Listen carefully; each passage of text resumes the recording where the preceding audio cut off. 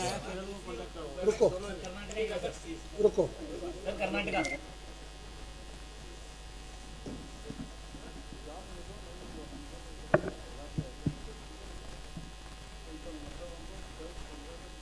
Good morning, and an important announcement.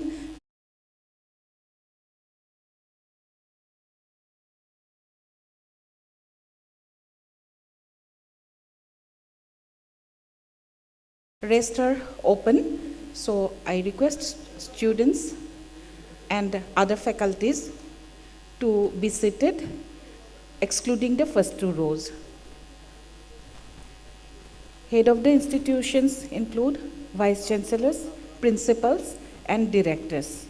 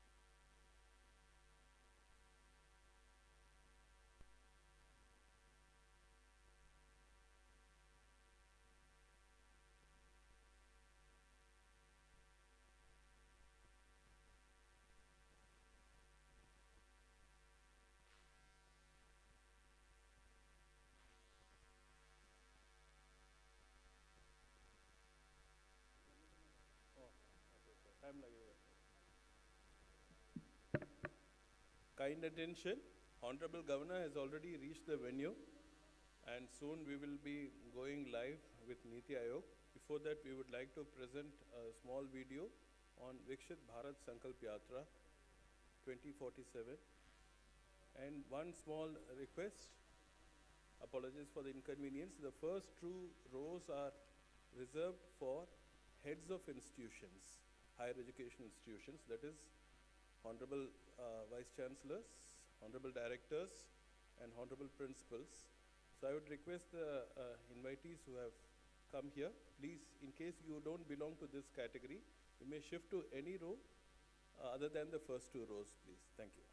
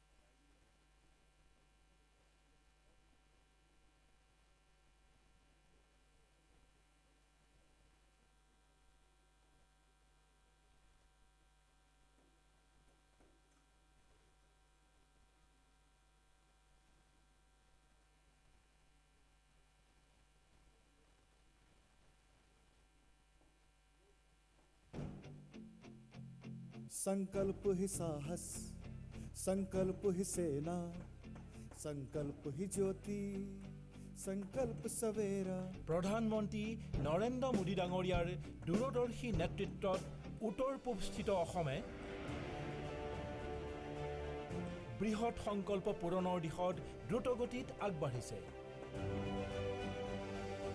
आज असम शांति और विकास के एक नए युग का साक्षी बन रहा है।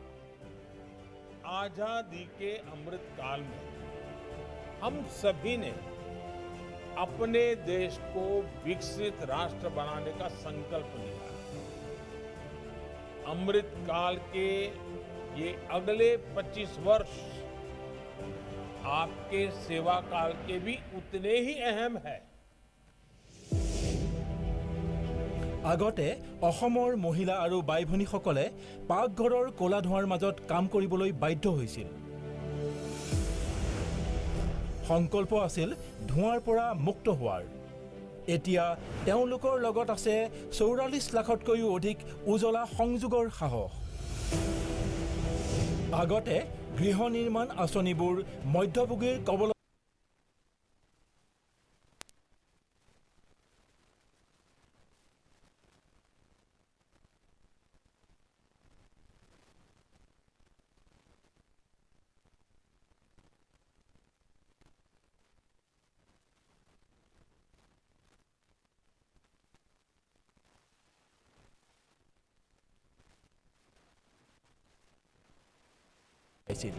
আজি 1 কোটিতকৈও অধিক আয়ুষ্মান কাৰ্ড আৰু 119টা জন ঔষধি কেন্দ্ৰই সমাধান প্ৰদান কৰিছে।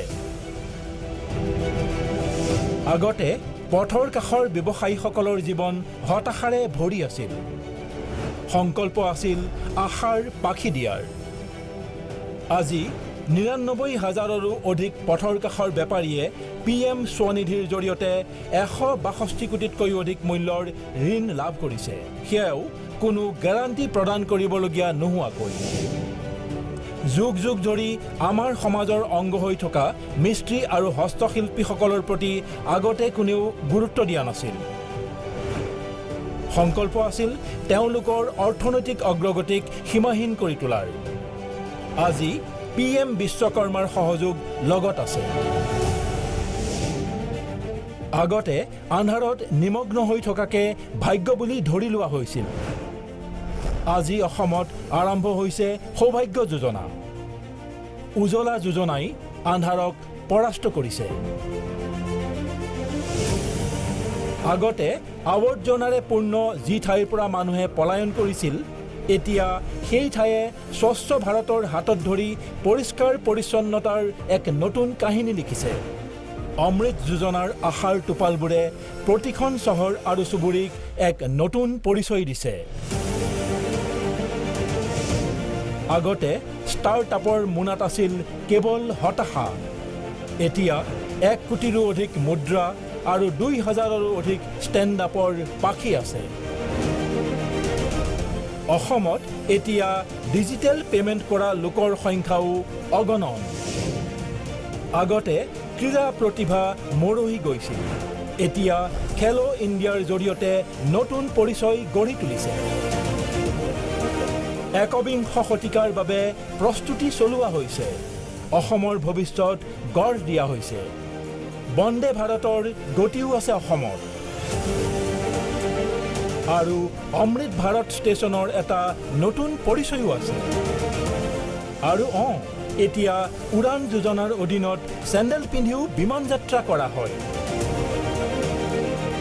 অসমৰ সংকল্পৰ জৰিয়তে সফলতাৰ যাত্ৰা অব্যাহত আছে।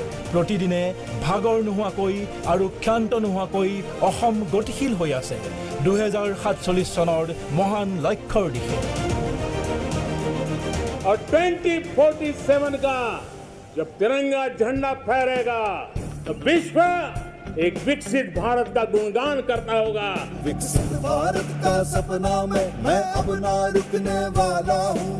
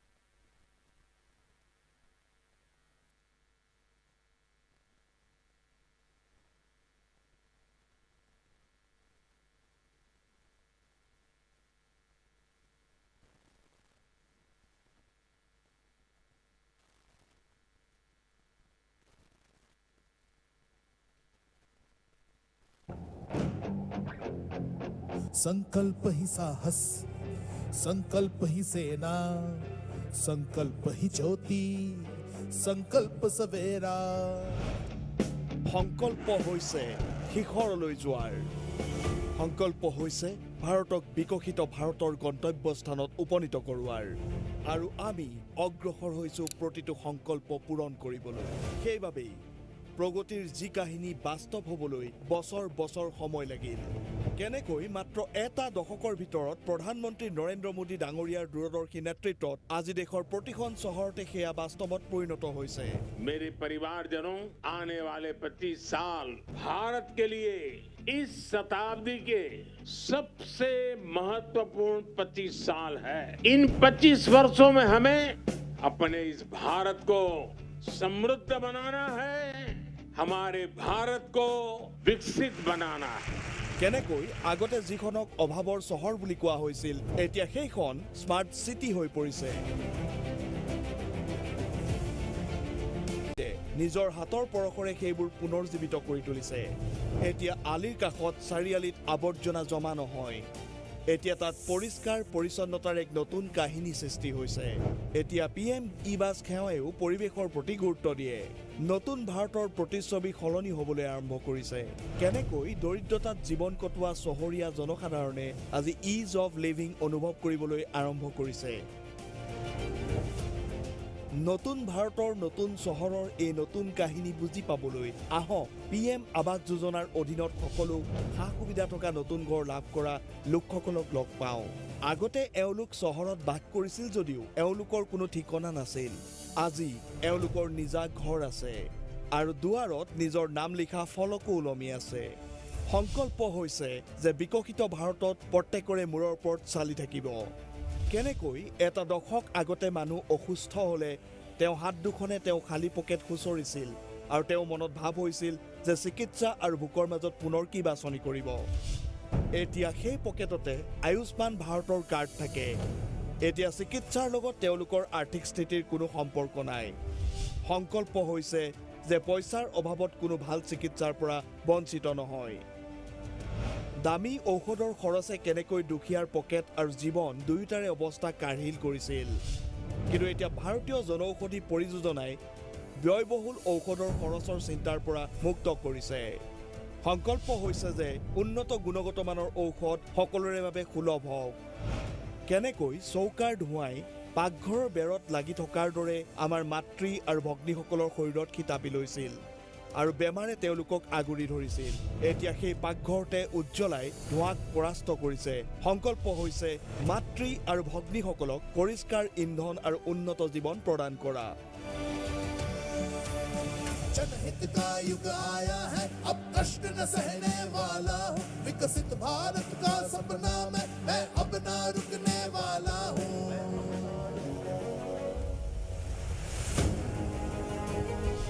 আজি ভাৰতত সৌভাগ্যৰ পোহৰ। ভাৰত সুলভ মূল্যৰ LED পোহৰেৰে আলোকিত। PM স্বনিধিৰ সহায়ত কেনেকৈ পথৰ কাষৰ বেপাৰীসকলেও সময়ৰ চকা নিজৰ পক্ষত ঘূৰাইছে। PM বিশ্বকৰ্মায়ো সৃষ্টি কৰিছে এক নতুন পৰিচয়। সংকল্প হৈছে যে সকলোৰে সপোন দেখাৰ অধিকাৰ থাকিব আৰু তেওঁলোকৰ সপোনো দিঠক হ'ব। আজি ভাৰতে খেলিছেও আৰু বিকাশো হৈছে। ডিজিটেল লেনদেনত ভাৰত বিশ্বৰ ভিতৰতে প্ৰথম স্থানত অধিষ্ঠিত হৈছে। আজি গেৰাণ্টি দিব নলগীয়াকৈ উপলব্ধ মুদ্ৰাৰ ঋণ আছে। ষ্টেণ্ড আপ আমাৰ সপোনৰ সৈতে থিয় হৈছে।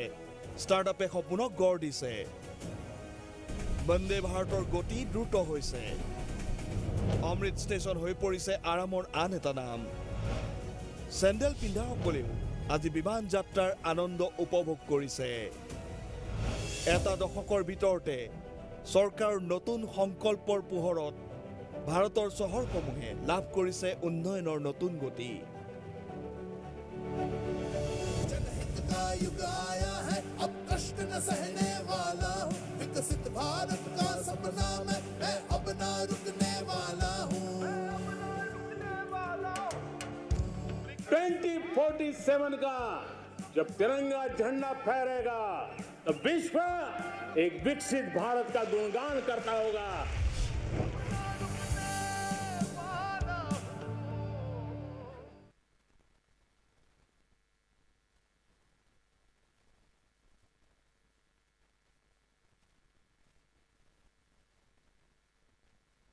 मिशन को मजबूती देने की दिशा में एक नई सुबह का आगाज आज हो रहा है। एक बहुत बड़ी जिम्मेदारी जो हमारे देश के शिक्षा जगत से जुड़े सभी दिग्गज हस्तियों के कंधों पर रहेगी कि किस तरह हम अपने देश के युवाओं को उनकी रचनात्मक सोच के साथ विकसित भारत की विजन के साथ जोड़ सके। हमारा सौभाग्य है कि माननीय प्रधानमंत्री जी का मार्गदर्शन आज हमें मिलने जा रहा है और जैसा माननीय प्रधानमंत्री जी हमेशा कहते हैं, यही समय है, सही समय है। और आज हमारा भारत वक्त के जिस मुहाने पर खड़ा है, वहां से आगे हमें इस दिशा में इस तरह कदम बढ़ाना है कि हम अपने विकसित भारत की सोच को जमीन पर साकार कर सके।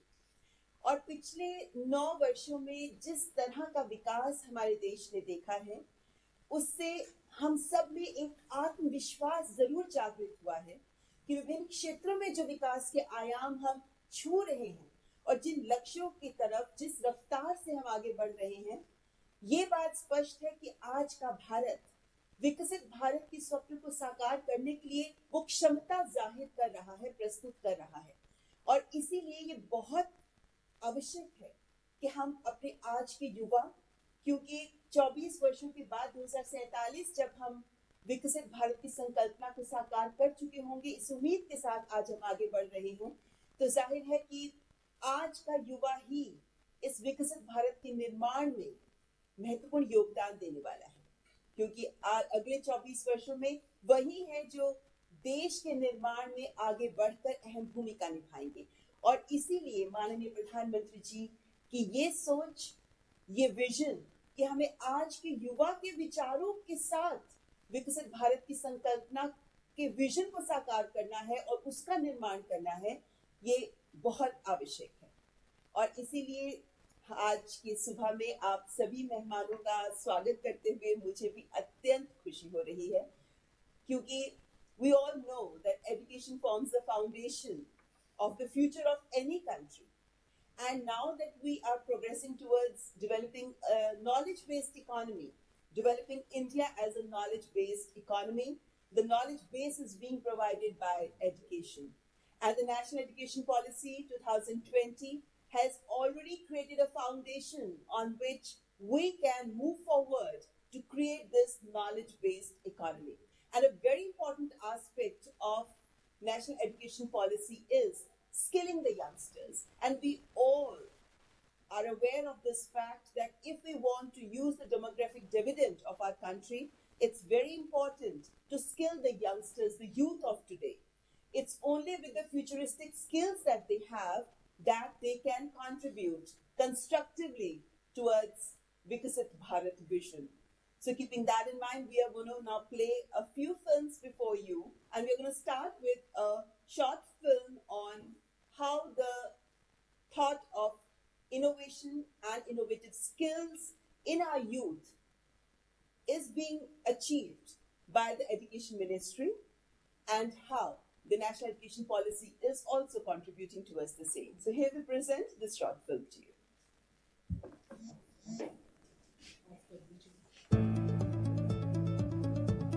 In the times of technology advancements, the nature of future jobs is expected to evolve, and so does the skills needed to perform them. India can foresee the significance of skilling, reskilling, and upskilling its youth and their work capacity building. The leadership of our Prime Minister Narendra Modi, देश एक बार फिर skill को सम्मान दे रहा है, skill development पर भी उतना ही जोर दे रहा है। इस सदी को भारत की सदी बनाने के लिए बहुत जरूरी है कि भारत के युवा पढ़ाई के साथ ही स्किल में भी उतने ही दक्ष हो। has been helping India smoothly transition into becoming a more sustainable nation, with a focus on achieving inclusive progress of Indian youth. By equipping and enabling them for futuristic work demands in the forthcoming decades. For which the Ministry of Education, Government of India, has initiated multiple programs for the skilling of youth. Such as, from the 6th class onwards, students can attain vocational knowledge under Lok Vidya program, which is integrated to vocational education, provided under Samagra Shiksha 2.0 scheme at schools across the nation. A network of institutions that can offer skill courses through hub and spoke model has been created. CBSE has also introduced 17 skill subjects at secondary level and 38 skill subjects at senior secondary level. The New India Literacy Program aims to make India fully literate by providing access to education to non-literates in the age group of 15 and above. Under Diksha program, online modules have been developed for foundational learning. NCERT has constituted a National Center for Literacy dedicated to education of adults. For skill development, the initiatives taken also include the start of Logistics Sector Skills Council courses in 50 institutions for 1,000 students, 981 short-term skill or vocational certificate courses, specialized training to 60,000 students of professional under Gati Shakti, and 181 skill-based courses on Swayam, NCVET, UGC, NCTE, and AICTE have approved provision of transfer of skill credits. A budget allocation of rupees 3,054 crores has been approved to cover 9 lakh youth under National Apprenticeship Training Scheme. 59 higher education institutions have implemented the guidelines of embedded degree program, AICT Internship Portal assists students in finding internships, which has been made mandatory in technical institutions. Ministry of Commerce and Industry has aligned startup policy for higher education institutions. National Informatics Center is also developing a central portal to provide ICT support for data aggregation at the national level as well as for hosting modules. With this, India is proactively progressing to become fully literate and skilled to face the future of work. This is New India, skillful and smart to deliver work in the coming decades.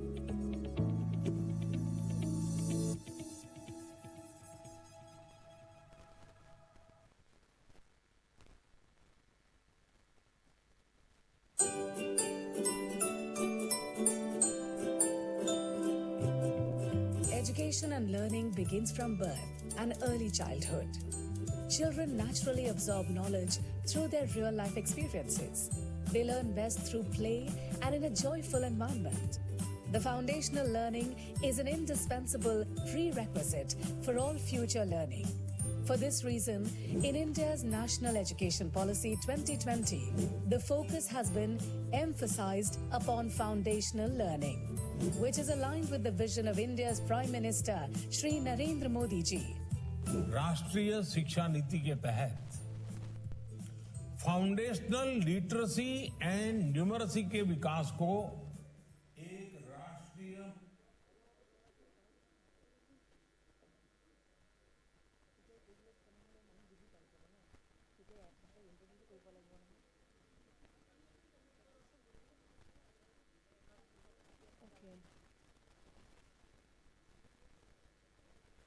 Hello, good morning. I request the heads of the higher education departments to kindly be seated in the front row of the auditorium, please. And the rest of them can occupy the seats in the other chairs.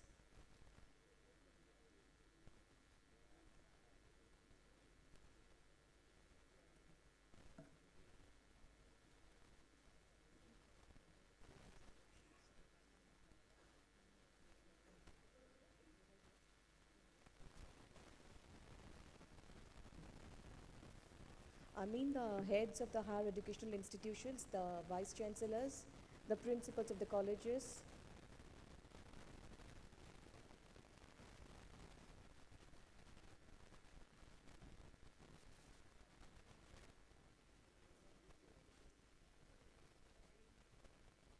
Sir, you can occupy the first rows. Oh, you are the panelist. Please come here. I request our panelists for the day to please take their seats on the stage.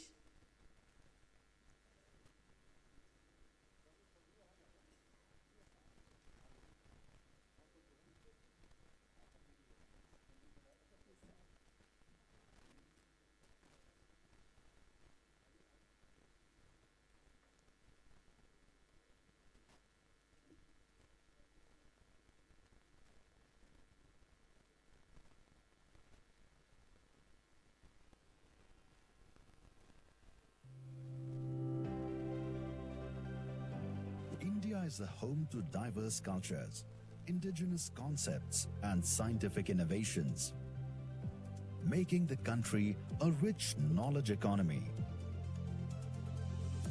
The quantum of historical data across disciplines and languages necessitates to create a research ecosystem that can produce knowledge goods for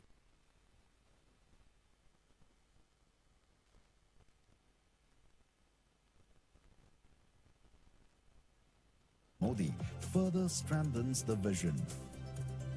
research और innovation को way of working से way of living बनाना होगा. To develop research communities to improve the resource efficiency across higher education, the National Research Foundation has been established to help provide merit-based equitable funding and suitable incentives. Education bodies like Universities Grant Commission and All India Institute of Technical Education also enable regulations and guidelines to promote research and innovation. Along with that, many initiatives have been taken by the government. That includes access to grants and funding towards multidisciplinary research through schemes and programs like Imprint, Impress, STARS, and SPARK. All of these augment the progress of research towards their respective goals. The steps have also been taken towards talent development, for which schemes such as Vajra and Gyan work on promoting Indian faculty across the globe for the purpose of research and training. Whereas Prime Minister's Research Fellowship and Junior Research Fellowship work on inviting young talent towards research. Infrastructure also plays a prominent role in development of research and collaboration, for which science and technology clusters are being established. Idea labs have been set up. Institutes' innovation councils foster the culture of innovation and startup ecosystem at university level through hackathons. Atal Innovation Labs and incubation centers promote innovation and entrepreneurship. 7 IIT research parks help in collaborating with industries. Avishkar Yojana promotes innovation of a higher order that directly impacts the needs of the industries. And industry experts are teaching the practice in universities. One Nation, One Subscription have been made effective from April 1st, 2023, which allows people of India an open access to national and international journal publications and research papers. Ideas inspire innovation that promotes rich collaborations. As research is progressing and shaping up the learning paths across the nation.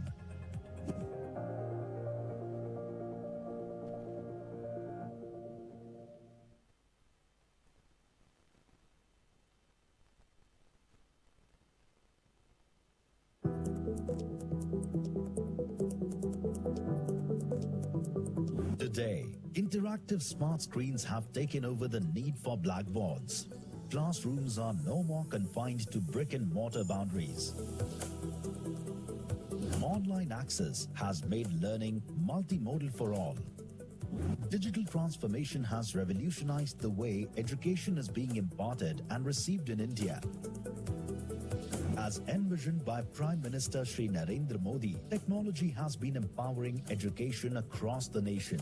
The National Education Policy 2020, it focuses on technology-based learning and skilling as a major part of education.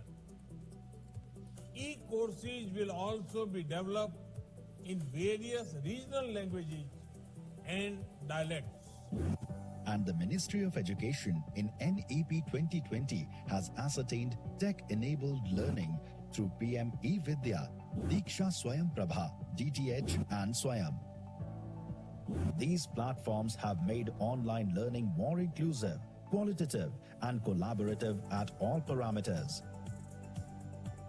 Prabandh Portal tracks dropped-out school children and put them in the Special Learning Recovery Plan. Academic Bank of Credit on DigiLocker program, which has higher education institutions registered, provides easy multiple entry-exit in higher education as well as full-fledged online courses. Technology-enabled platforms like Swayam and Swayam Prabha provide free online education, virtual labs, and online certifications. The Diksha platform also ensures inclusivity by empowering visually impaired students with audiobooks. Some higher education institutions also offer a few online programs in multiple Indian languages. For qualitative upgradation, National Digital Education Architecture will process data of a student's education cycle from Bal Vatika to PhD, including entry, admissions, credits, and skills. Open dialogues and exchange of ideas on the application of technology to enhance learning, assessment, planning, and administration is to be facilitated by the National Education Technology Forum. which will further augment the transformation with collaborations. Adding to that, National Educational Alliance for Technology in public-private partnership model aims to empower students and encourage employability. Education that leads to employment enhances the economy of our nation. That forms a prospering cycle of transformation like a true treasure. Technology-led learning strengthens our resilient education ecosystem, making New India progressing towards a prosperous future.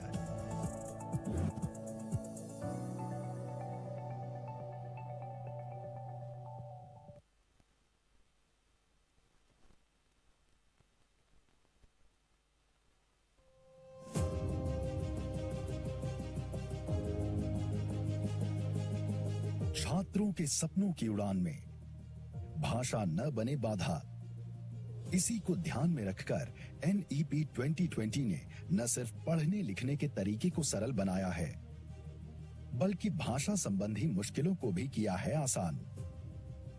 AICTE ने AI आधारित अनुवादिनी translation tool विकसित कर वर्ष 2021-22 से engineering education भारतीय भाषाओं में प्रदान करना शुरू कर दिया है।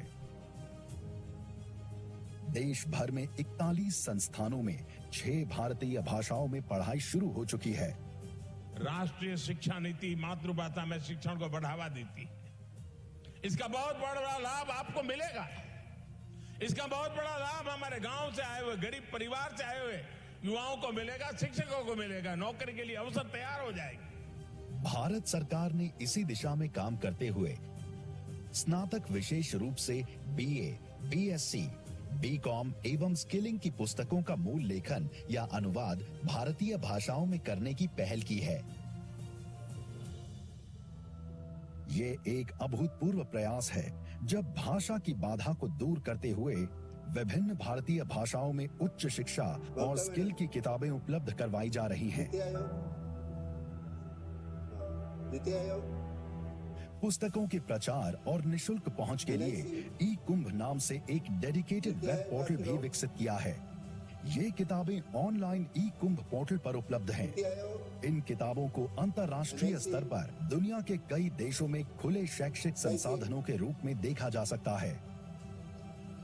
देश और विदेश के कुल 37,000 से अधिक यूजर्स द्वारा 1,34,000 से ज्यादा डाउनलोड किए गए हैं। इस पहल द्वारा शिक्षण और सीखने की प्रक्रिया सुविधाजनक बनेगी। साथ ही इस प्रयास द्वारा अन्य लेखक आगे आएंगे और शिक्षा में क्षेत्रीय भाषाओं में लिखने को प्रोत्साहन मिलेगा।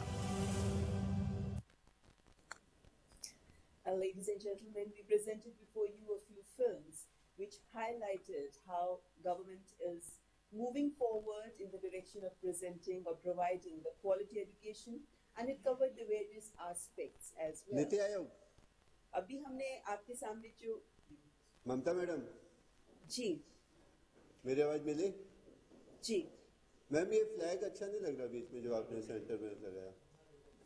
हटा दो दें फ्लैग please। ऑलरेडी पीछे हैं ना, उनकी अपनी एक लुक है। जी बिल्कुल, यही बोल। अब ठीक है। Thank you ma'am. ठीक है, हाँ बस थैंक यू। अभी हमने आपके सामने फिल्म्स दिखाई जिसमें हमने शिक्षा के विभिन्न आयाम को छूने का प्रयास किया, और हम जानते हैं कि एक महत्वाकांक्षी योजना जो केंद्र सरकार ने शुरू की वो थी एस्पिरेशनल डिस्ट्रिक्ट प्रोग्राम।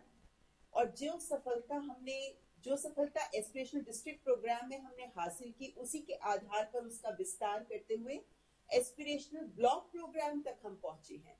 और इसके पीछे एक ही सोच हमेशा काम की कि हमारे देश के वो क्षेत्र जो विकास की दौड़ में पिछड़ गए हैं उन्हें भी उनका हाथ थामकर विकास की मुख्य धारा से जोड़ा जाए। क्योंकि सत्य तो यही है कि अगर हमें विकसित भारत बनाना है 2047 तक, तो संपूर्ण भारत का विकास जरूरी है। और संपूर्ण भारत का मतलब वो क्षेत्र भी जो विकास में पिछड़ रहे हैं, और इसीलिए विकास के विभिन्न मानकों पर इन क्षेत्रों का विकास किया जा रहा है। Aspirational block program champions of change. आइए इसी पर देखते हैं अब एक फिल्म।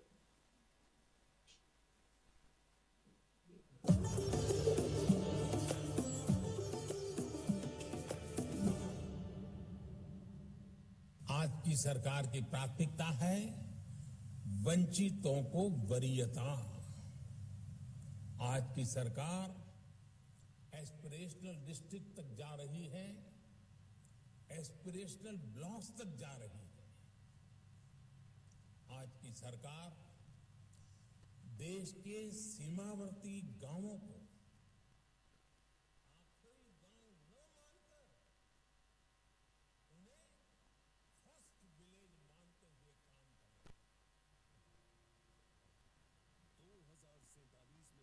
विकसित राष्ट्र हो, इसके लिए माननीय प्रधानमंत्री नरेंद्र मोदी ने एक संकल्प लिया है। इस संकल्प की सिद्धि और उस सिद्धि से भारत की समृद्धि के लिए भी एक नए कार्यक्रम की नींव पर एस्पिरेशनल ब्लॉक प्रोग्राम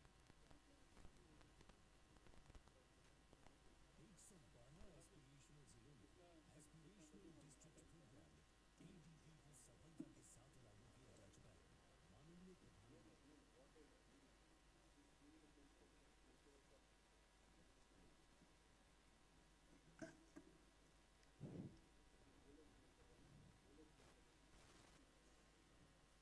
माननीय प्रधानमंत्री Hello. A very good morning to all of you.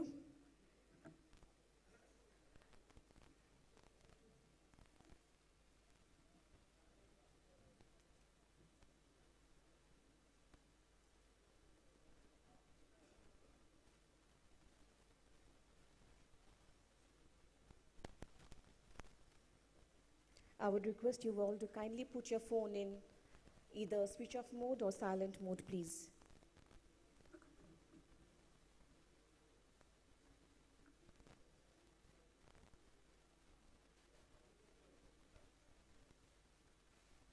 Ladies and gentlemen, the Honorable Governor, Shri Gulab Chand Kataria sir has arrived.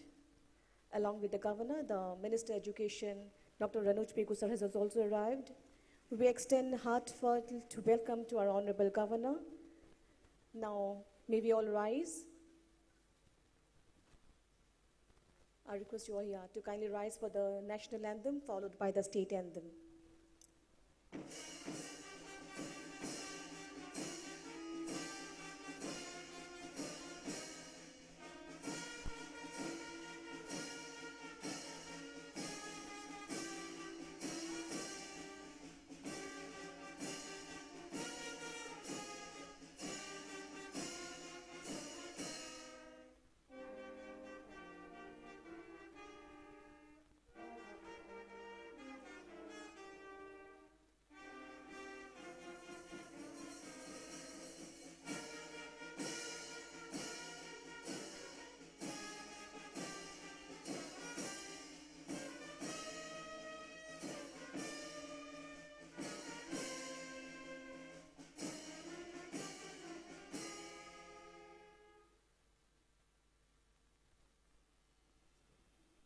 State anthem.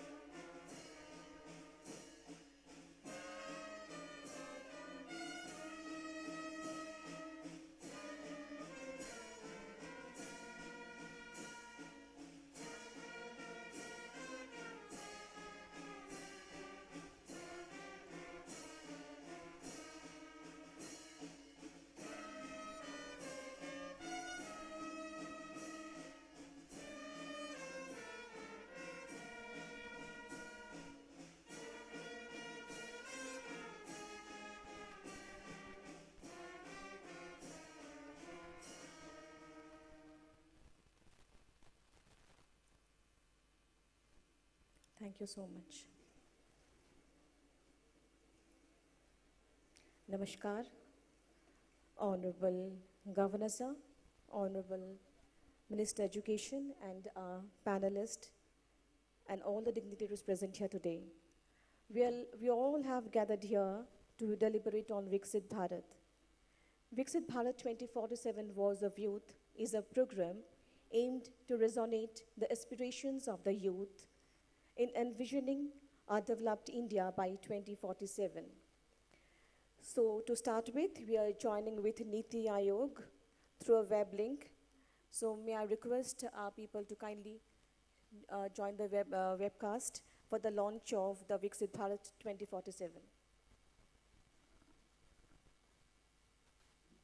Bharat के निर्माण की मिसाल बनेगा। Ladies and gentlemen, we would now take a pause and wait for Honorable Prime Minister's presence. He would be joining us at 10:30. So we are going to take a pause. यहाँ पर हम अब इंतजार करेंगे माननीय प्रधानमंत्री जी का। माननीय प्रधानमंत्री जी 10:30 बजे ऑनलाइन आ जाएंगे। तब तक यहाँ पर हम उनके इंतजार के लिए इस वक्त पॉज ले रहे हैं।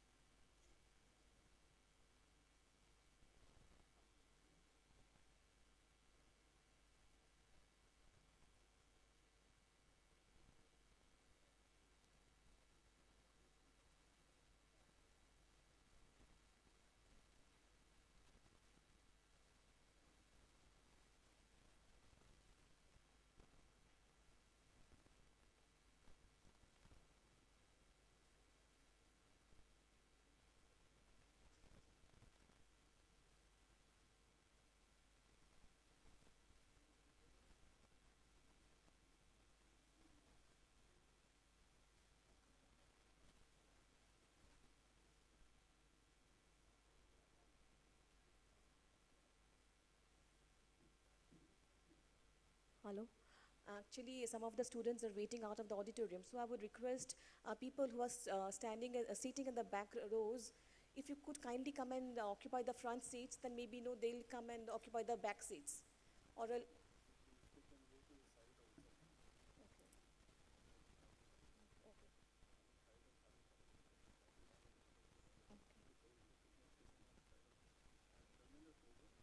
so they're coming.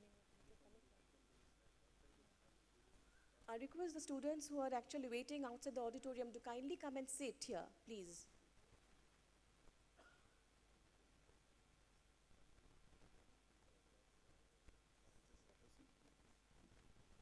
Narendra, you may ask the students to kindly take the seats on that side. That is all lying vacant, please.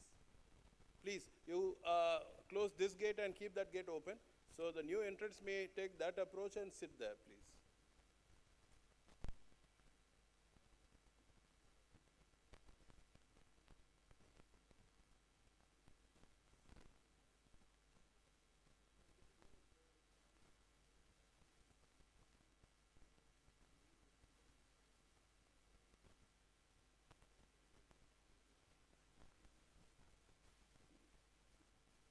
Kind request, those who have not yet registered in the online mode are requested to kindly register while being seated here or immediately after, please. We will be issuing participation certificates based upon the registrations, please. Thank you.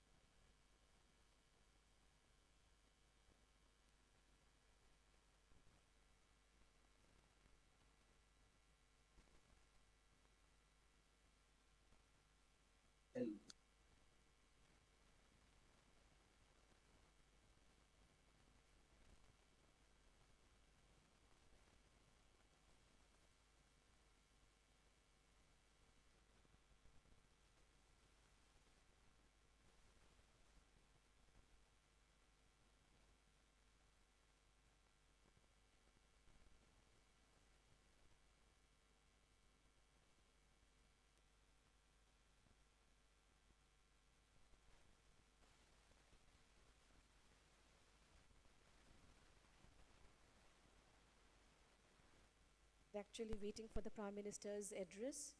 The Honorable Prime Minister will join anytime now.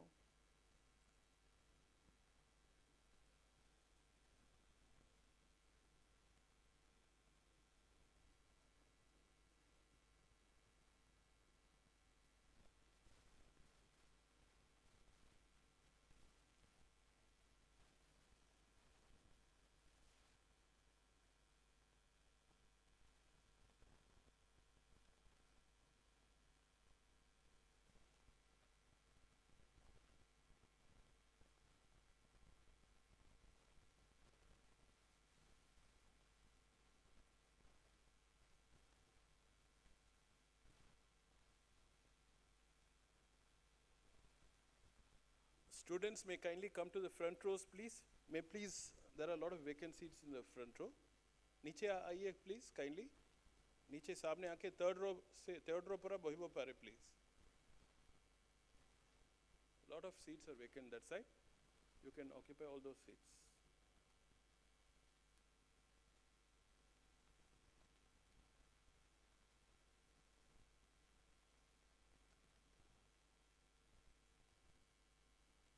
The first two rows are reserved for the heads of institutions, Honorable Vice Chancellors, Honorable Directors of Higher Education Institutions, and Honorable Principals. नमस्कार। परम आदरणीय माननीय प्रधानमंत्री श्री नरेंद्र मोदी जी, आपका इस कार्यक्रम में हम हार्दिक अभिनंदन करते हैं। 2047 तक विकसित भारत के निर्माण की संकल्पना के साथ युवाओं की आवाज, उनके विचारों को जोड़ने, विकसित भारत के विजन में उनके रचनात्मक योगदान को सुनिश्चित करने के प्रयास स्वरूप नीति आयोग की ओर से इस कार्यक्रम का आयोजन किया गया है, जिसमें देश भर के विश्वविद्यालयों के वाइस चांसलर्स और शैक्षणिक संस्थानों के प्रमुख ने विकसित भारत के विजन में उनके रचनात्मक योगदान को सुनिश्चित करने के प्रयास स्वरूप नीति आयोग की ओर से इस कार्यक्रम का आयोजन किया गया है, जिसमें देश भर के विश्वविद्यालयों के वाइस चांसलर्स और शैक्षणिक संस्थानों के प्रमुख और फैकल्टी मेंबर्स भी इस कार्यक्रम में हमारे साथ जुड़े हुए हैं। मैं केंद्रीय शिक्षा मंत्री माननीय श्री धर्मेंद्र प्रधान जी से स्वागत संबोधन प्रस्तुत करने के लिए सादर अनुरोध करती हूँ।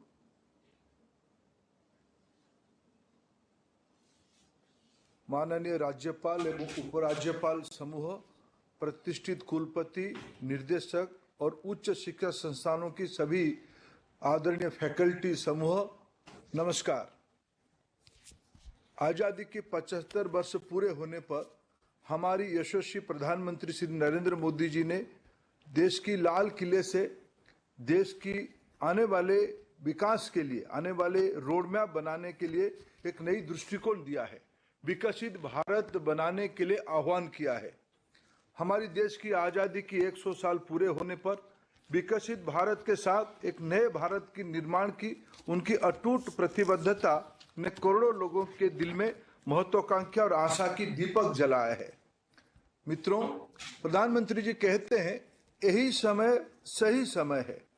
मित्रों, पिछले सदी में, 20वीं सदी में जब तीसरे दशक तक हम पहुंचे थे, देश की एक तबका आजादी की लड़ाई लड़ रहे थे, दूसरे तबका आने वाले दिनों में, आने वाले सदी में देश कैसे होगा, इसके लिए शिक्षा के आधार पे नई सपने संजो रहे थे, योजना बना रहे थे। आज आवश्यकता है हम समाज की सभी घटकों को, विशेष करके शिक्षाविदों को, विद्यार्थियों को, शिक्षा से जुड़े हुए सभी दायित्ववान लोगों को इकट्ठा करके विकसित भारत की इस विमर्श में जोड़ने की आवश्यकता है। शिक्षा विभाग की ओर से अभी देश में अमृतकाल विमर्श विकसित भारत 2047 की एक सीरीज ऑफ डायलॉग चल रहा है। उसी को आगे बढ़ाते हुए आज हम सभी का परम सौभाग्य है उसको एक जन आंदोलन की रूप देने के लिए प्रधानमंत्री नरेंद्र मोदी जी ने खुद आज देश की सभी मान्यगण्य शिक्षाविदों को, उसके माध्यम से देश की शिक्षा जगत को संबोधित करने का एक अवसर हम सभी के लिए बनाया है। मित्रों, इस विमर्श में नया आशा, आकांक्षा समाज की सभी विषयों के ऊपर, राजनीति, समाज नीति, अर्थनीति, टेक्नोलॉजी, इनोवेशन, नई रोजगार की सृजन और विश्व की एक नया दृष्टिकोण बनाने के लिए आज प्रधानमंत्री जी देश के सामने नया कल्पना रख रहे हैं।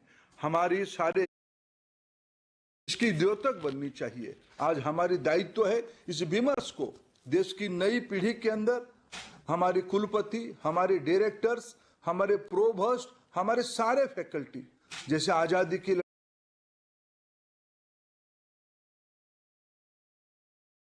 सभी को अपना कर्तव्य करना पड़ेगा। मित्रों, आइए आज हम लोग अपने कर्तव्य की, अपने हिस्सा की जिम्मेवारी को संभालें और अमृत काल में विकसित भारत हम सभी की जीवन की एक बड़े लक्ष्य हो। हम सभी की योगदान में शिक्षा को आधार करके हमारी व्यापक परिवार एक नया भारत, नया विश्व की सृजन करे।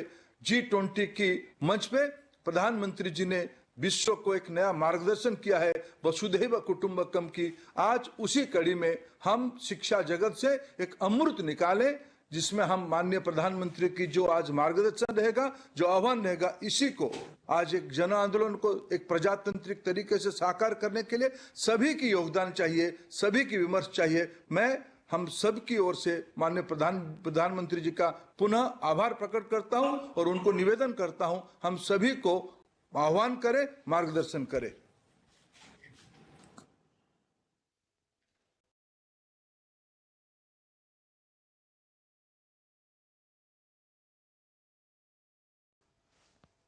नमस्कार। केंद्रीय मंत्रिमंडल के मेरे सहयोगी धर्मेंद्र प्रधान जी, देश भर से हमारे साथ जुड़े राज्यपाल श्री, शिक्षा जगत के महानुभाव, देवी और सज्जनों, आज विकसित भारत के संकल्पों को लेकर बहुत ही अहम दिन है। मैं सभी गवर्नर्स को विशेष बधाई दूंगा कि उन्होंने विकसित भारत के निर्माण से जुड़ी इस वर्कशॉप का आयोजन किया है। देश की युवा शक्ति को दिशा देने का दायित्व जिन साथियों पर है, उनको आप एक मंच पर लाए हैं। शिक्षण संस्थानों की भूमिका व्यक्ति निर्माण की होती है और व्यक्ति निर्माण से ही राष्ट्र निर्माण होता है। और आज जिस कालखंड में भारत है, उसमें व्यक्ति निर्माण का अभियान बहुत ज्यादा अहम हो गया है। मैं आप सभी को वॉइस ऑफ यूथ वर्कशॉप की सफलता के लिए अग्रिम शुभकामनाएं देता हूं। साथियों, हर देश को इतिहास एक ऐसा कालखंड देता है जब वो अपनी विकास यात्रा को कई गुना आगे बढ़ा लेता है। ये एक तरह से उस देश का अमृतकाल होता है। भारत के लिए ये अमृतकाल इसी समय आया है। ये भारत के इतिहास का वो कालखंड है जब देश एक क्वांटम जंप लगाने जा रहा है। हमारे इर्द गिर्द ही ऐसे अनेक देशों के उदाहरण हैं जिन्होंने एक तय समय में ऐसा ही क्वांटम जंप लेकर खुद को विकसित बना लिया। इसलिए ही मैं कहता हूं, भारत के लिए भी यही समय है, सही समय है। हमें इस अमृत काल के पल पल का लाभ उठाना है। हमें एक भी पल गंवाना नहीं है। साथियों, हम सभी के सामने प्रेरणा के लिए आजादी का हमारा लंबा संघर्ष भी है। जब हम एक ध्येय के साथ, एक जोश, एक जज्बे के साथ आजादी को अंतिम लक्ष्य मानकर मैदान में उतरे, तब हमें सफलता मिली। इस दौरान सत्याग्रह हो, क्रांति का रास्ता हो, स्वदेशी को लेकर जागरूकता हो, सामाजिक और शैक्षिक सुधार की चेतना हो, ये सारी धाराएं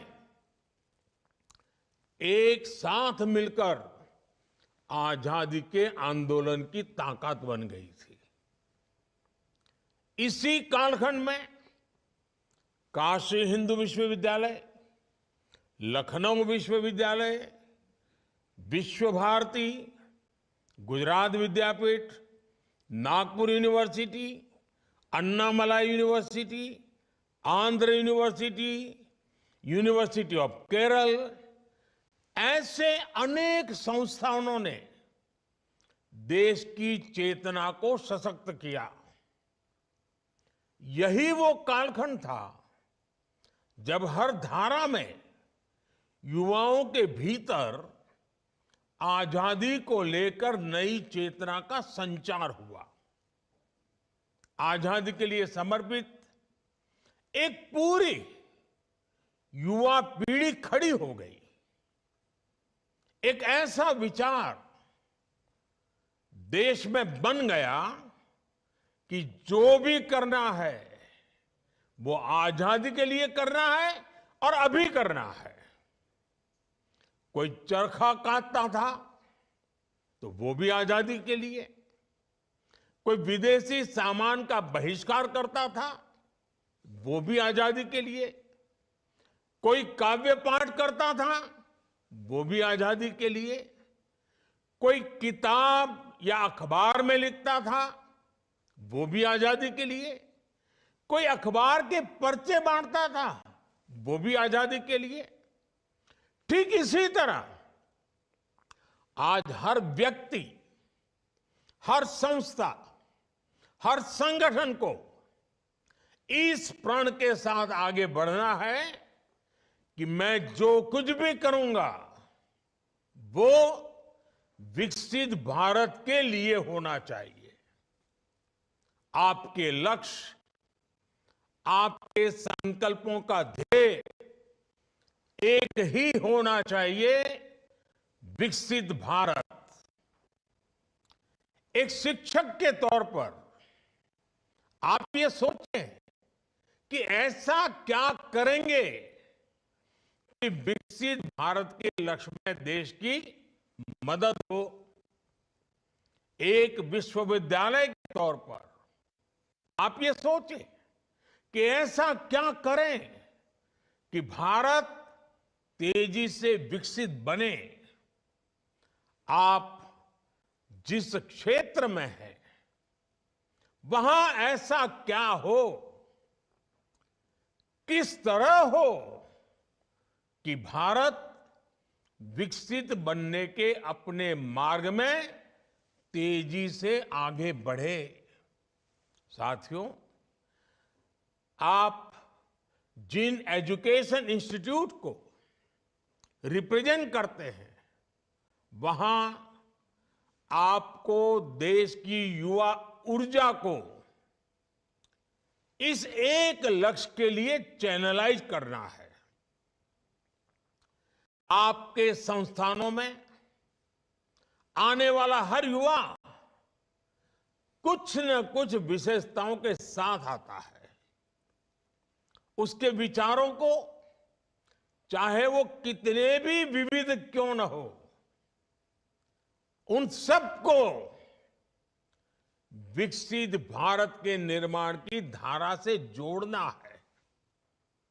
मैं चाहूंगा कि आप सभी विकसित भारत @2047 के विजन में कंट्रीब्यूट करने के लिए अपने दायरे से बाहर जाकर भी सोचें, आउट ऑफ बॉक्स सोचें। देश के हर कॉलेज और यूनिवर्सिटी में अधिक से अधिक युवा इस अभियान में शामिल हो सके, इसके लिए भी आपको विशेष अभियान चलाना चाहिए, नेतृत्व करना चाहिए, सरल भाषा में चीजों को व्याख्यायित करना चाहिए। आज ही माय.गॉव के अंदर विकसित भारत @2047 सेक्शन लॉन्च हुआ है। इसमें विकसित भारत के विजन के लिए आइडियाज का एक सेक्शन है। और क्योंकि आइडिया की शुरुआत ही आई से होती है, इसलिए इसमें ऐसे आइडिया चाहिए जिसमें वर्णन हो कि मैं स्वयं भी क्या कर सकता हूं। और आइडिया में जैसे आई सबसे पहले है, इंडिया में भी आई सबसे पहले है। यानी अगर हमें सफलता पानी है, लक्ष्यों की प्राप्ति करनी है, उचित परिणाम लाना है, तो स्वयं के आय से ही शुरू होता है। इस माय.गॉव पर, इस ऑनलाइन आइडियाज के पोर्टल पर 5 अलग अलग थीम्स पर सुझाव दिए जा सकते हैं। सबसे बेहतरीन 10 सुझावों के लिए पुरस्कार की भी व्यवस्था की गई है। साथियों, जब मैं सुझावों की बात करता हूं तो आपके सामने खुला आसमान है। हमें देश में एक ऐसी अमृत पीढ़ी को तैयार करना है जो आने वाले वर्षों में देश की कर्णधार बनेगी, जो देश को नेतृत्व और दिशा देगी। हमें देश के एक ऐसी नौजवान पौध को तैयार करना है जो देश हित को सर्वोपरि रखते, जो अपने कर्तव्यों को सर्वोपरि रखें। हमें सिर्फ शिक्षा और कौशल तक ही सीमित नहीं रहना है। एक नागरिक के तौर पर 2400 घंटे देश के नागरिक कैसे सजग रहें, इस दिशा में भी प्रयास बढ़ाने आवश्यक है। हमें समाज में वो चेतना लानी है,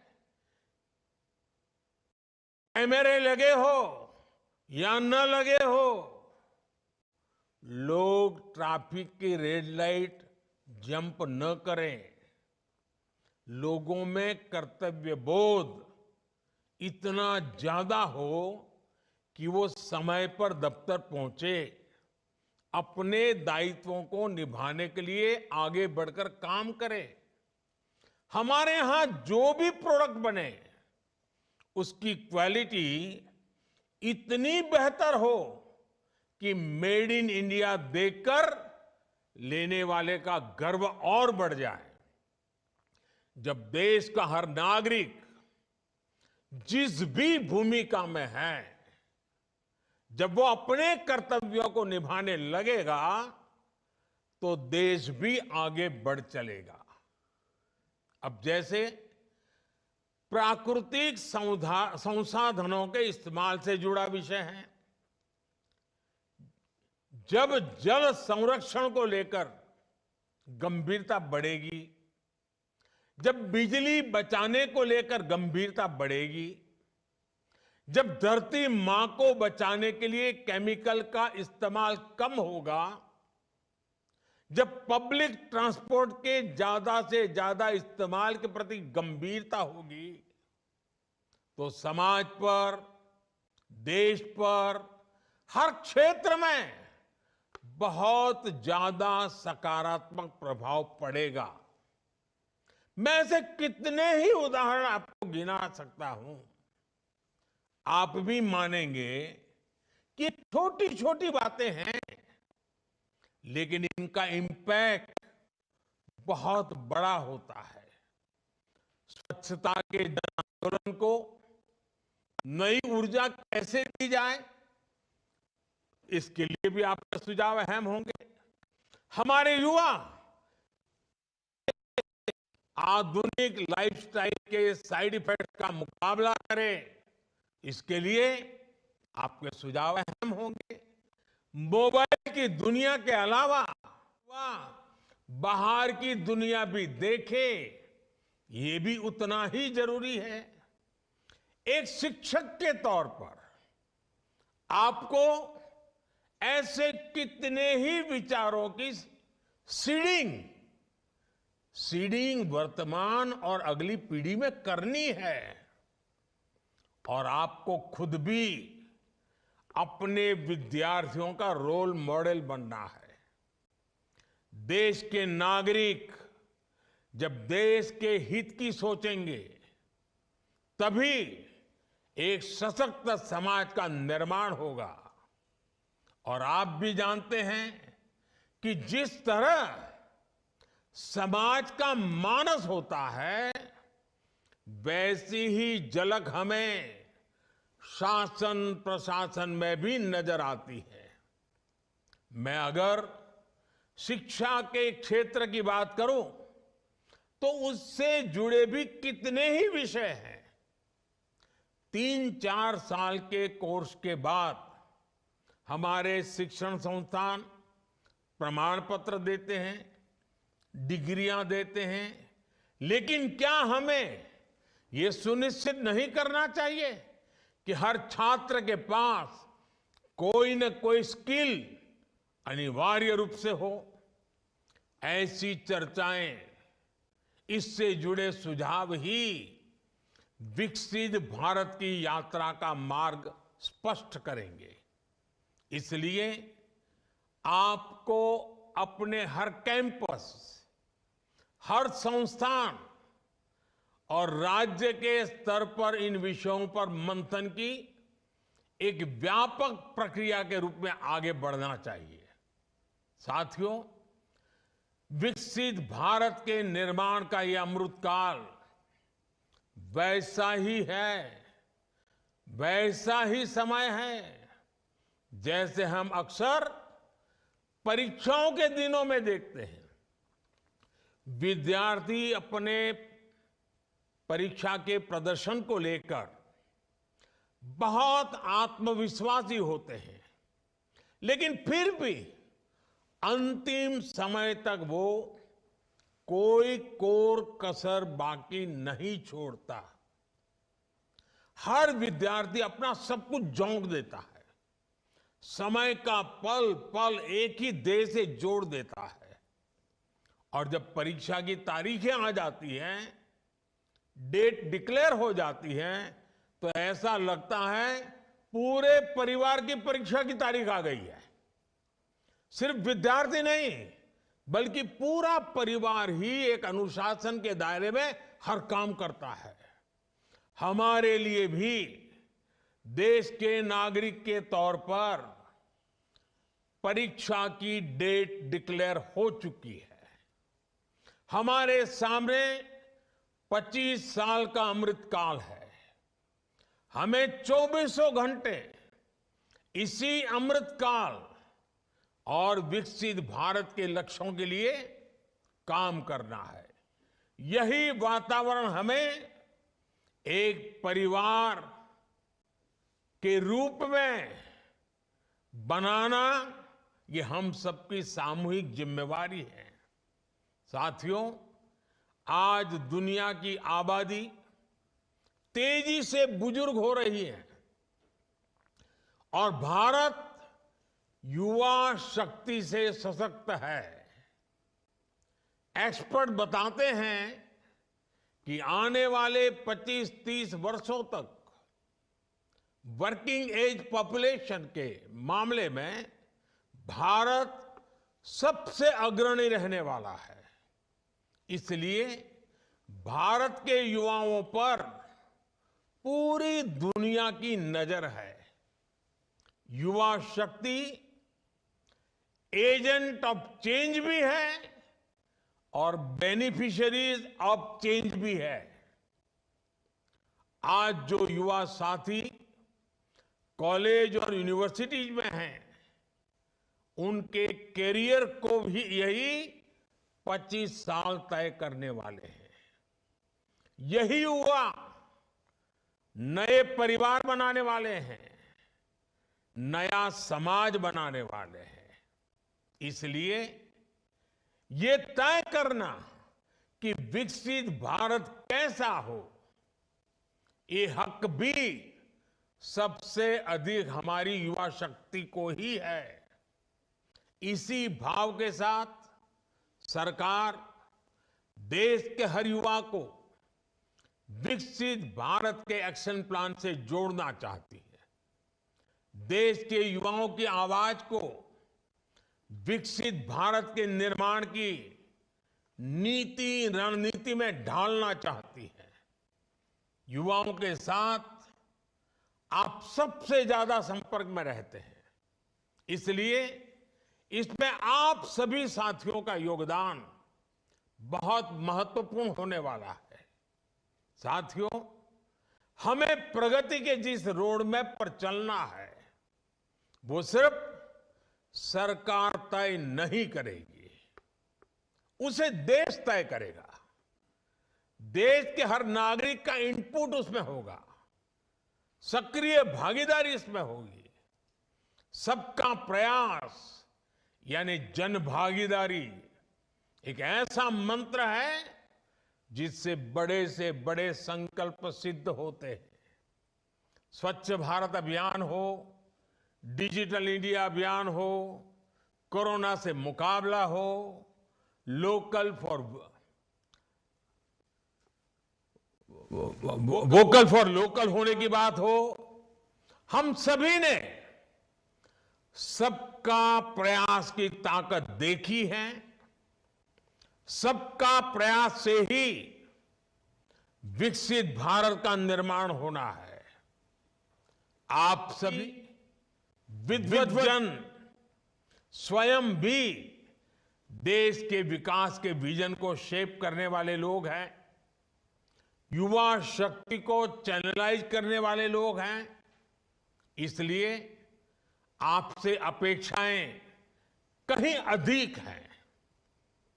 ये देश का भविष्य लिखने का एक महाअभियान है।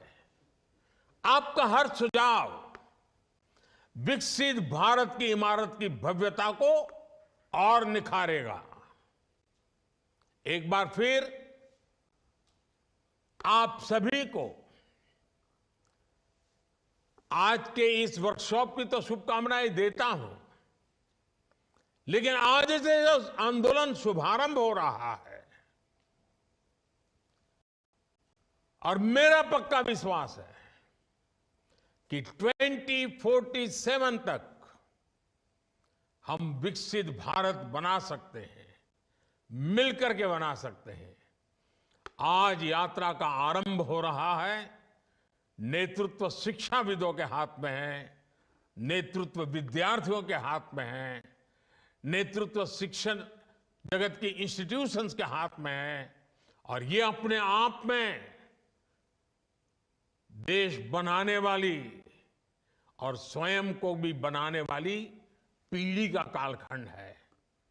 उन सब के लिए मेरी बहुत बहुत शुभकामनाएं।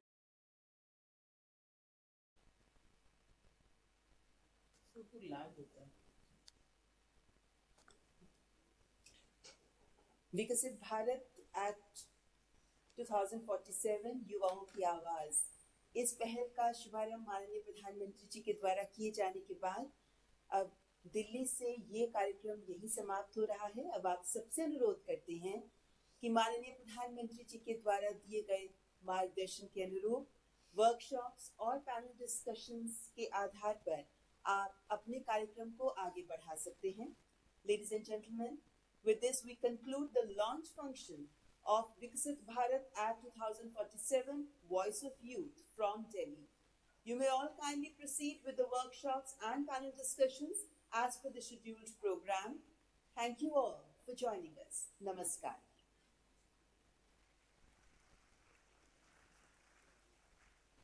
Ladies and gentlemen, a nice and a positive tone has been set for all of us to think, act, and visualize.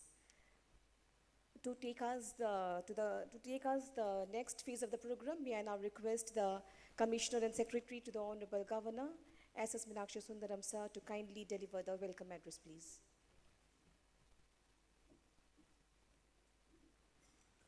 Thank you, ma'am. Namaskar. Hokulok swagatam jonaisu. It is a historic moment. मंचोत उपस्थित माननीय अहमोर राज्यपाल महोदय, मंचोत उपस्थित माननीय अहम सरकार और शिक्षा विभाग और माननीय मंत्री महोदय, मंचोत उपस्थित श्रद्धा आलोचना सक्रत उपस्थित अहोम सरकार और adviser education, adviser chancellor secretariat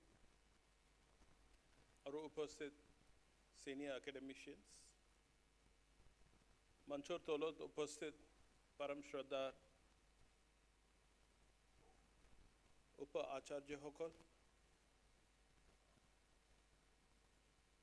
उच्च शिक्षा अनुष्ठान और संचालक होकल, हमार परम श्रद्धा प्रिंसिपल्स, सीनियर फैकल्टी मेंबर्स और प्रिय छात्र छात्री होकल। It's a momentous occasion in the annals of our nation, of our state, of our people, of our institutions, and all of our lives. We as a nation are in a watershed moment. We are in a cusp, and Honorable Prime Minister has addressed the nation, has addressed the youth, has addressed the students, has addressed the senior academicians of more than 1,000 universities across the nation and hundreds of thousands of colleges across the nation on this occasion. It's a clarion call from the Honorable Prime Minister, a clarion call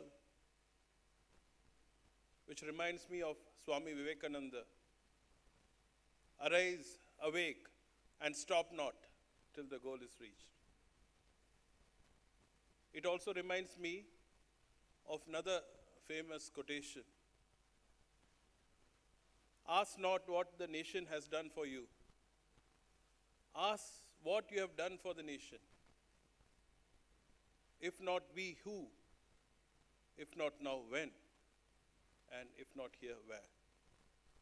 So we are in a transformative moment. Our nation, to reach the higher level of well-being, Viksit Bharat, and the target 2047. It's a march. আমি সকলো ক্ৰান্তিবীৰ হ'ব লাগে। এটা নতুন সংগ্ৰাম আৰম্ভ কৰিছে আমাৰ প্ৰধানমন্ত্ৰী মহোদয়। দেশৰ উন্নতিৰ কাৰণে স্বতন্ত্ৰ সংগ্ৰাম নিচিনা অমৃতকালৰ সংগ্ৰাম बेरोजगारी मुक्त भारत, दुर्नीति मुक्त भारत, साहित्य भारत, কোনো দুখীয়া থাকিব নালাগে। এইটো ভাৰত আমাৰ সপোনৰ ভাৰত কেনেকৈ আমি আনিব পাৰিম? The students have been addressed by Honorable Prime Minister, the youth, you are our future. You are the custodians of the future of our nation, the well-being of our nation. You have to rise. You have to come up with your vision. You have to come up with your thoughts. And vision is not a one-time thing. It keeps improving, it keeps adding on. And Honorable Prime Minister seeks to source from you, crowdsource from you, what we should be as a nation by 2047. What is the development matrix that will define India as a developed nation by 2047? How we should utilize this 24 years of Amrit Kal to reach that vision. So with this, I welcome you all, one and all. I thank Honorable Governor Sir, Honorable Prime Minister's vision, and Honorable Governor Sir and Honorable Minister Sir for the kind presence and direction towards organizing this program. Let us go ahead. Swagatam. Namaskar.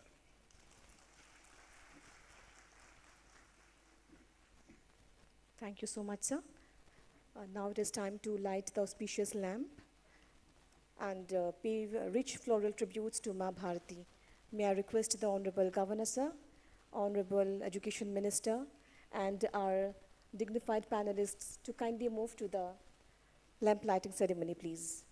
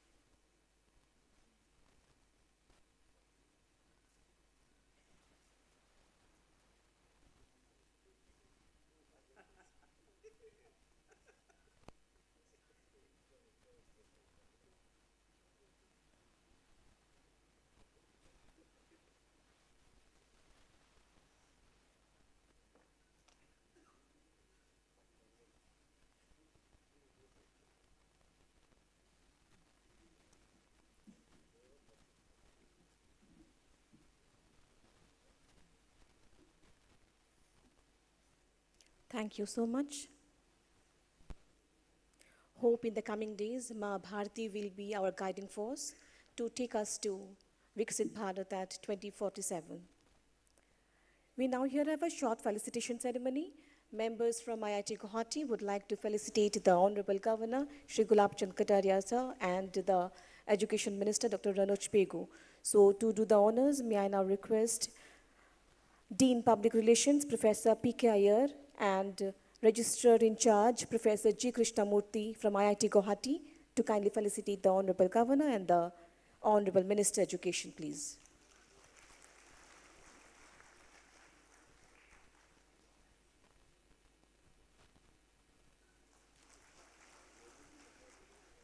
Thank you so much.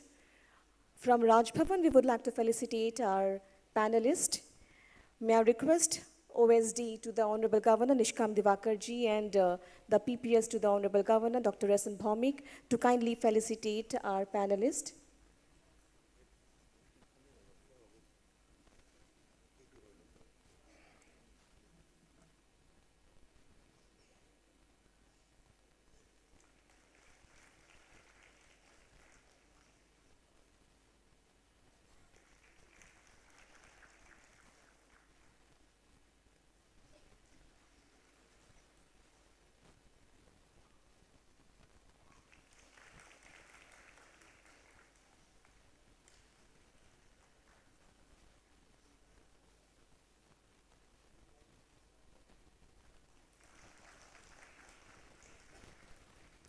Our panel members are our resources who will share with us the vision of different facets of Viksit Bharat. Our panel members in today's discussion are Professor Noni Gopal Mohanto, Professor Mihir Kanti Chaudhary, Professor Alak Kumar Buraguhai, Professor Kandaru V. Krishna, Professor Padmini Bhuya Barua, and Professor Ramchandra Deka. Moving to the next phase, I would like to first give a short introduction about them, although they do not need an introduction yet. Professor Noni Gopal Mohanto, academician and educationist, is currently serving as the Advisor Education Government of Assam. He was also the Professor of Political Science and the Honorary Director of Center for Southeast Asian Studies, Guwahati University, and former Rotary World Peace Fellow, UC Berkeley. Thank you so much, sir, for being with us today. Next, in the panel, we have Professor Mihir Kanti Chaudhary, sir. Sir was the former Advisor, Education Government of Assam. He was also the former Vice Chancellor of Tezpur University for 2 terms. The Council of Scientific and Industrial Research, the apex agency of the Government of India for Scientific Research, awarded him the Shanti Swarup Bhatnagar Prize for Science and Technology, one of the highest Indian science awards in 1989, for his contributions to chemical sciences. He is presently advisor to the Chancellor Secretariat, Raj Bhavan. I also thank you, sir, for being with us today. Next, we have Professor Alak Kumar Buraguhai. He was the founder head of the Department of Molecular Biology and Biotechnology at Tezpur University. Professor Buraguhai has extensive experience in research and teaching. Sir also had stints in academic governance, first as Registrar of Tezpur University and as the Vice Chancellor of Dibrugarh University. Presently, Sir is the Chairperson, Academic, Assam Rural Global University, Guwahati. I also welcome you, sir, for this panel discussion. Thank you so much. Next in the panel, we have Professor Kandaru V. Krishna. He is the Professor of Mathematics, IIT Guwahati. He works in general algebraic systems, having importance in theoretical computer science. Sir was a lecturer at Dr. L.B. Postgraduate College and also lecturer at TCR and TBK College, Degree College. Thank you so much, sir, for being with us today. We have with us Professor Padmini Bhuya Barua. She is currently Professor and Head of the Department of English Language Teaching, Guwahati University. 2019-20 Fulbright Nehru Academic and Professional Excellence Fellow at the University of San Diego, California. Thank you, madam, for being with us. Thank you. We also will have Professor Dr. Ramchandra Deka, retired Professor of Mathematics from Prag Jyotish College.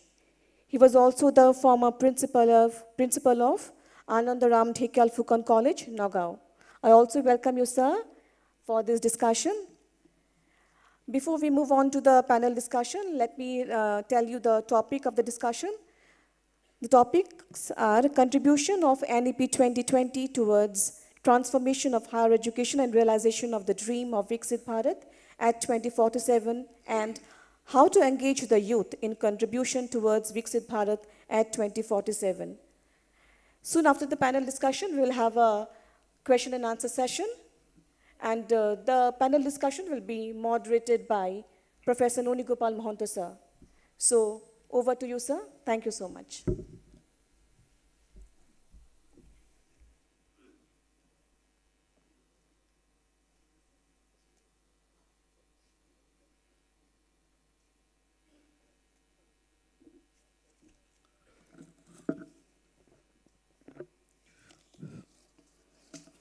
নমস্কাৰ অসমৰ মাননীয় মহামহিম ৰাজ্যপাল শ্ৰীযুত গোলাপচন্দ কাটৰীয়া ডাঙৰীয়া অসমৰ মাননীয় শিক্ষামন্ত্ৰী doctor Ranoj Pegu ডাঙৰীয়া esteemed panelists present today honorable vice chancellors esteemed faculty members from various higher educational institutions of Assam and dear student friends. Well, at the very outset, I do have the honor and privilege to welcome all of you to this agenda of Viksit Bharat. The plan and the visualization has already been enunciated by our Honorable Prime Minister. Well, in order to take forward the ideas enunciated by our Honorable Prime Minister, we would like to take up a few issues. Contribution of NEP 2020 towards transformation of higher education and realization of Viksit Bharat 2047, and also how to engage youth in contribution towards Viksit Bharat. Well, I am the moderator and I have the privilege to moderate this session. I would like to flag off certain issues for your kind consideration. As has been said by our Honorable Prime Minister, this is the right time, ehi samay hai, sahi samay hai, Viksit Bharat, Sashasth Bharat. Well, his main focus, as has been illustrated, is that India is at a turning point in its history. The 21st century is India's century. It is the 5th largest economy and will be the world's 3rd largest economy by 2037. By 2047, India is poised to become US 30 trillion economy. But what will be the most important driving force of this Viksit Bharat? With a population of 144 crores, India is one of the youngest nations with a median age of 29 years. It amounts to nearly 20% of the world's total young population. So youth is going to be the driving force. Well, Honorable Prime Minister has also talked about Amrit Kal. This is the Amrit Kal of India's independence period. Now, how this concept of Amrit Kal came into existence? Well, it came from Yamini Brahmani, 7th rishis, Augusta, Atri, Bharadwaj, Gautam, Jamadagni, Vakhishta, and Viswamitra are known as the Sapta Rishi. They are supposed to guide humanity and take care of the world after Pralay and defend Dharma, a rule-based society. And this sphere of establishing Dharma is called the Amrit Kal. Well, Honorable Finance Minister Nirmala Sitharaman also used the term while presenting her budget in the Parliament. That is called the first Amrit Kal budget. And Honorable Finance Minister also propagated 7 canons of this Amrit Kal. I'd just like to reiterate for your consideration. First is social empowerment and inclusive development. Second, reaching the last mile. Third, infrastructure and investment. Fourth, unleashing potentialities. Fifth, green growth and economy. Sixth, youth power. And 7th, financial power. These are considered to be the official Haptarshi of Bharat's progress. Now, as per directed by Honorable Prime Minister, youth is the most driving force of this nation today. And in our national education policy, or you may call it new education policy, focus has been given on education, particularly skilling, entrepreneurship. But we need to go beyond this prism of employment, entrepreneurship, skill. In other words, we just look into the contribution of youth to the GDP. in terms of their economic potentialities. No doubt, national education policy is talking about a skill-based society equipped with 21st century skills, and that is why we are focusing on interdisciplinarity, we are focusing on multidisciplinarity, and many other factors that are multiple exit, multiple entry, etc., so that our students can benefit from the progressive realization of national education policy. And national education policy, as we have illustrated in Assam, Assam is one of the first states in the country to have applied the various characteristics of national education policy. And we have applied, or all our colleges and higher educational institutions have given adequate focus to skill enhancement courses, ability enhancement courses, value additional courses, and internship. Multiple entry and multiple exit has also been institutionalized so that we can focus on innovation, skill, and entrepreneurship. In fact, as the direction of our Honorable Education Minister, the entire educational higher institutions have been redesigned, and we want to inject a few other variables for evaluating the performance of our higher educational institutions, like what are those new criteria? Those will be taken into consideration while evaluating or taking into account the performance of our higher educational institutions, like how many startups the colleges or the institutions have taken up. Secondly, how many incubation centers have you attempted to apply? Thirdly, what is the history and nature of placement of each and every institution? Fourth, have you developed any innovative entrepreneurship in your institution? That will be another critical variable that will be highlighted. And last but not the least, we'd like to also look into how many effective industrial academic projects have been undertaken, not just MOUs.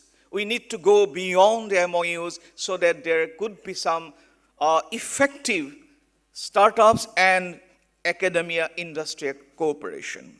However, along with this skill component, since we have paucity of time, I would like to add another variable to this concept of Viksit Bharat, and how do I conceptualize the role of youth to be in the days to come. We also must take into account youth is not just only for skill, entrepreneurship, or they need to be taken into consideration only from the economic consumerist point of view. We need to go beyond consumerism, and we also need to talk about the holistic development of students, what is been described as composite concept of our students, as has been illustrated by our Honorable Prime Minister, Byakti Nirman, who can contribute to the concept of Rashtra Nirman, are equally important pillars of this national education policy. What has been again told by our legendary singer Bhupen Hazarika, Jilika Lui Tore Par, Hasipate Bhasha Dibo, Sifunge Aha Dibo, Ronghore Melibo Duar, Homaje Habotibo, Mohan Manobotak, Bigyane Anibo Juar. What it says. This is about a holistic picture, a composite human being that Bhupen Hazarika talks about. That our traditional, our ethnicity, ethnic mosaic will give our traditional composite culture. We need to be focused on our language, multicultural mosaic, the plurality, and the figure, and to give utmost importance to humanism. Homaje Habotibo Mohan Manobotak, Bigyane Anibo Juar, and science will be the driving force of this journey towards a Viksit Bharat. So that is why, conclusively, I would like to talk about Vivekananda's concept of Homanita Jnana Pragya, composite driving, a concept of Homanita Jnana Pragya. This Homanita Jnana Pragya constitutes three important areas. What are those? Those are self-knowledge, Atmagyan, world knowledge, external, societal, national, international knowledge. That is the Prithvi Gyan. Atmagyan, the second part is Prithvi Gyan, and third part is yearning or the urge for to know the absolute truth. That is Jnanam Satyam Anandam. So that is why I would like to focus that we need to go beyond the energetic, the entrepreneurial skill of students, which is indeed the prime focus of national education policy. But we also need to talk about the convergence of three pillars, that is education, knowledge, and wisdom. Now, educational is the institutional dimension of what we are pursuing. But knowledge can come from all directions. It can come from family, it can come from peer group, it can come from community. So this kind of knowledge system that broadens the horizon of our education leads to wisdom. And that is what we need to focus on. A possessive individualism will not take away hridoy or molinata, as we are increasingly shifting from yogi to bhogi. So we need to be yogi. We need to focus on the concept of Abhinashi Jiva, that we are Abhinashi Jiva. Modira, Vyavasarita, Molinata, Hingha, cybercrime, etc. are becoming some of the pathological manifestations of our society today. So that is why, along with this focus of Skill India, technology of 21st century, we also need to reiterate what Honorable Prime Minister said, Charitra Nirman, Byakti Nirman, Manokhik or Haririk Nirman, that will contribute to the overall Viksit Bharat. Even if you have a consumerist society, if you have even possessive individualism, if the individuals are not properly taken care of, I am afraid the civilizational goals of Bharat will not be realized. So these are some of my points that I'd like to put forward for your consideration to begin with as a flag of point. Now I would like to come to the esteemed panelists. Today we have Professor Mihir Kanto Chaudhary sir, Professor Alok Kumar Borgohai sir, Professor Kanduru V. Krishna sir, Professor Madam Padmini Bhuya Borua, and Professor Ramachandra Deka sir. I would like to welcome all of you, sir. So as has been illustrated, as has been said, each speaker will get about 5 minutes. So I crave for the indulgence of your forgiveness if I, warn you after the completion of 5 minutes.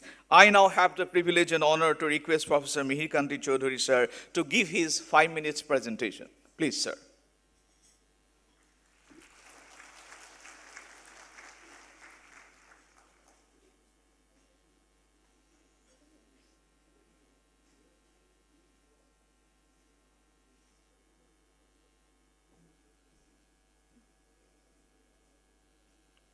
Namaskar.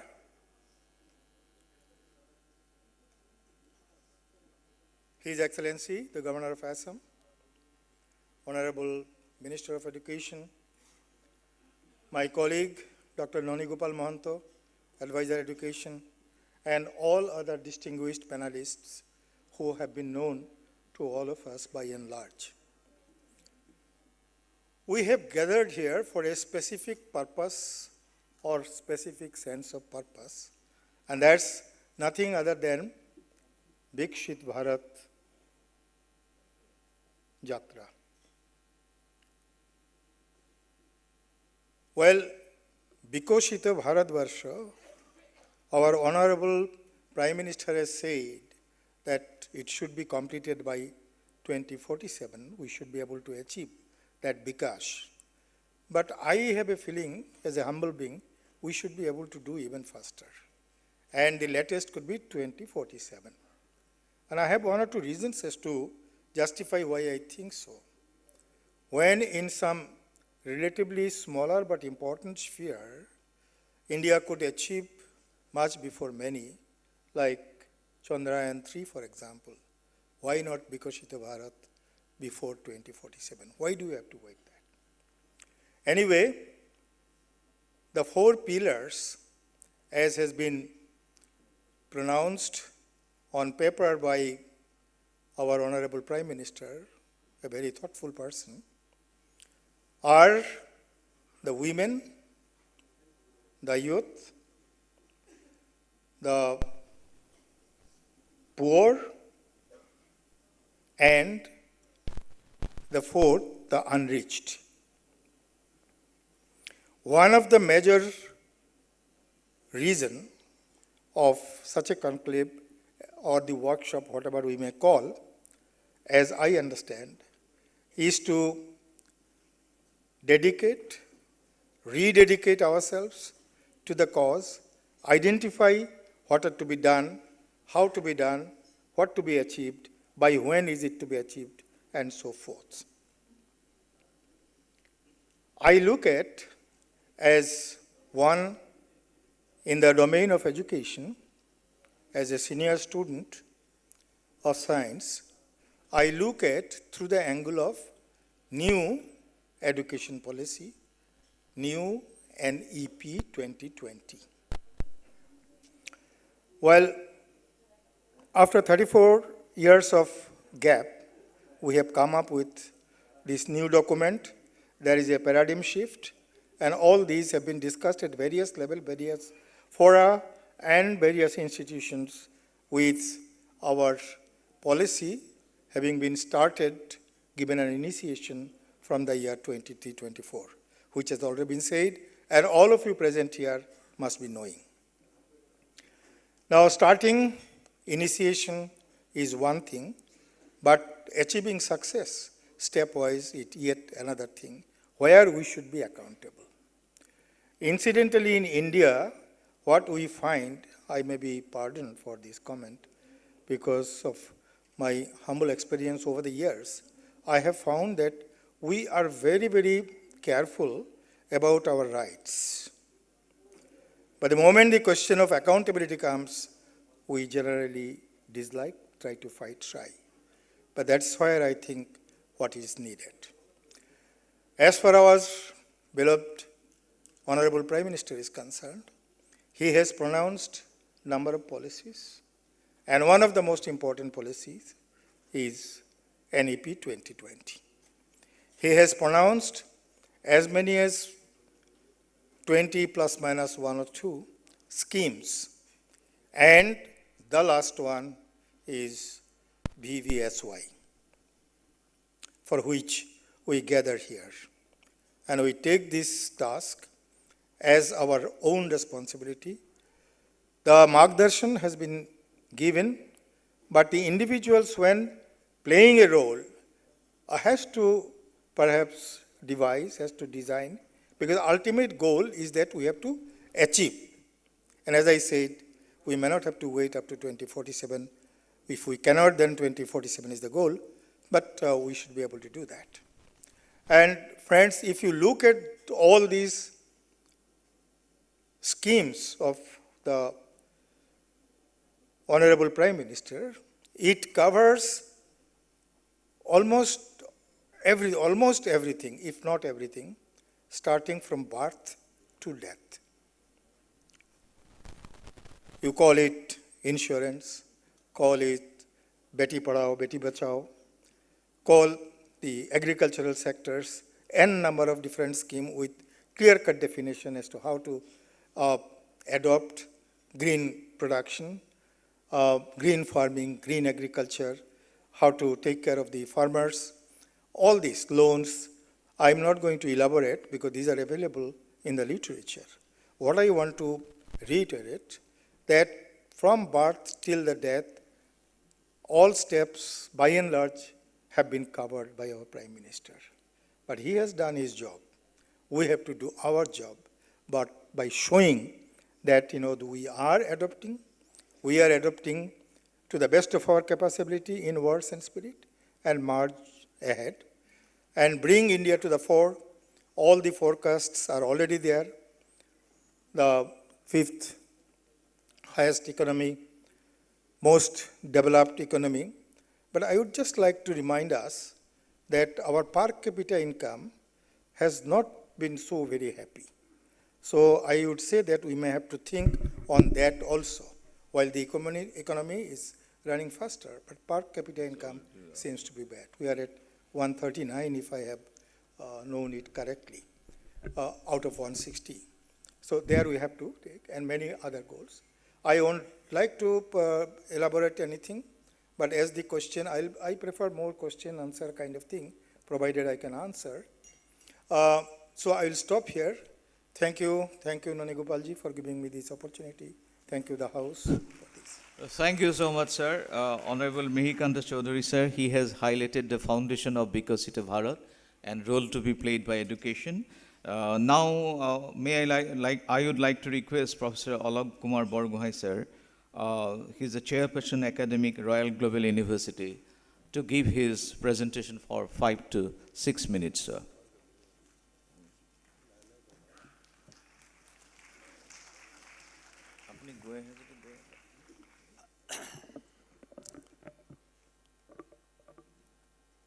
Namaskar and a very good morning to everyone. His Excellency the Governor of Assam, Honorable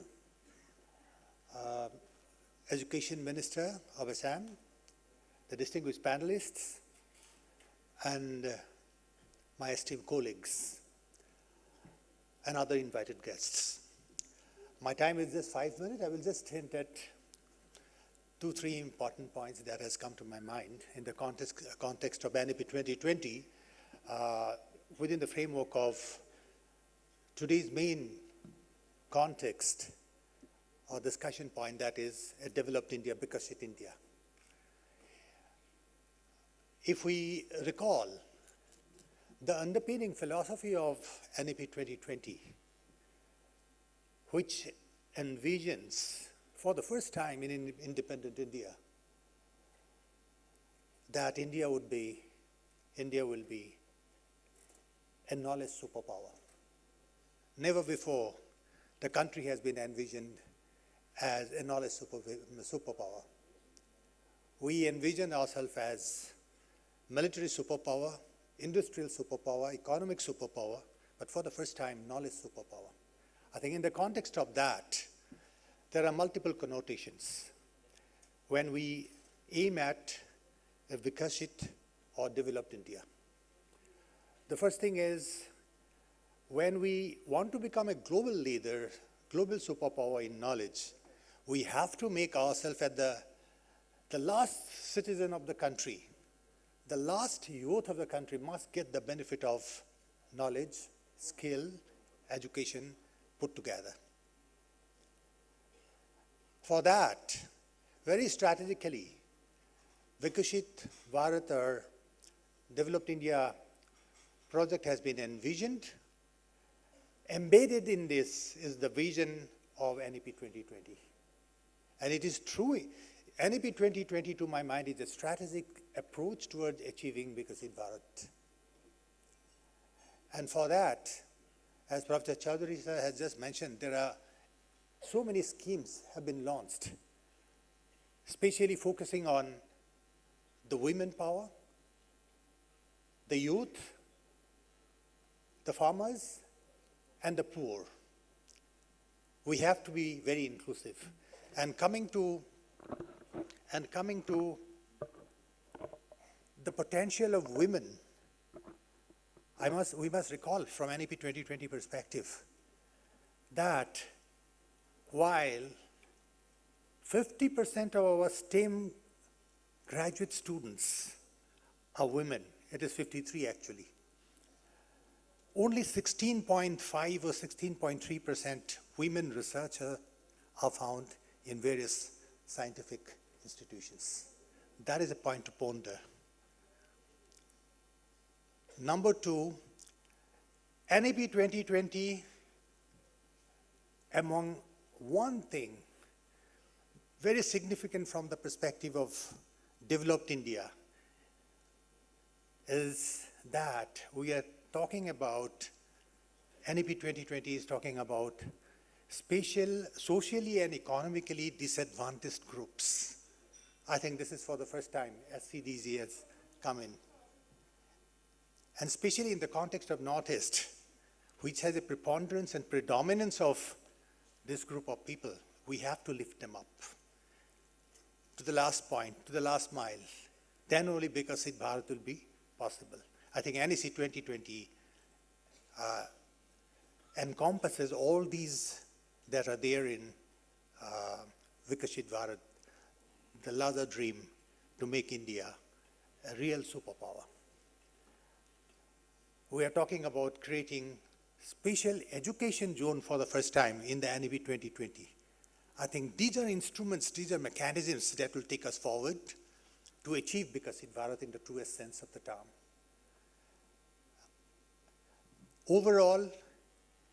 Overall, I think NEP 2020 National Education Policy is a very, very powerful instrument towards effective realization of a truly Viksit India by 2047. And we have to all work for it, as Professor Chaudhary has already mentioned. There are so many things we have to do. And once again, I reiterate that the education policy is basically for bringing in inclusivity, equity, and which are all embedded in this policy, and which are essential ingredients of a Viksit Bharat. Thank you very much. Thank you, sir. Dot on time. Sir has highlighted so many important points, particularly India's urge to become knowledge superpower. The point is well taken, sir. Now I would like to request Professor Kanduru V. Krishna, sir, Professor Mathematics Department and Dean Academics, IIT Guwahati.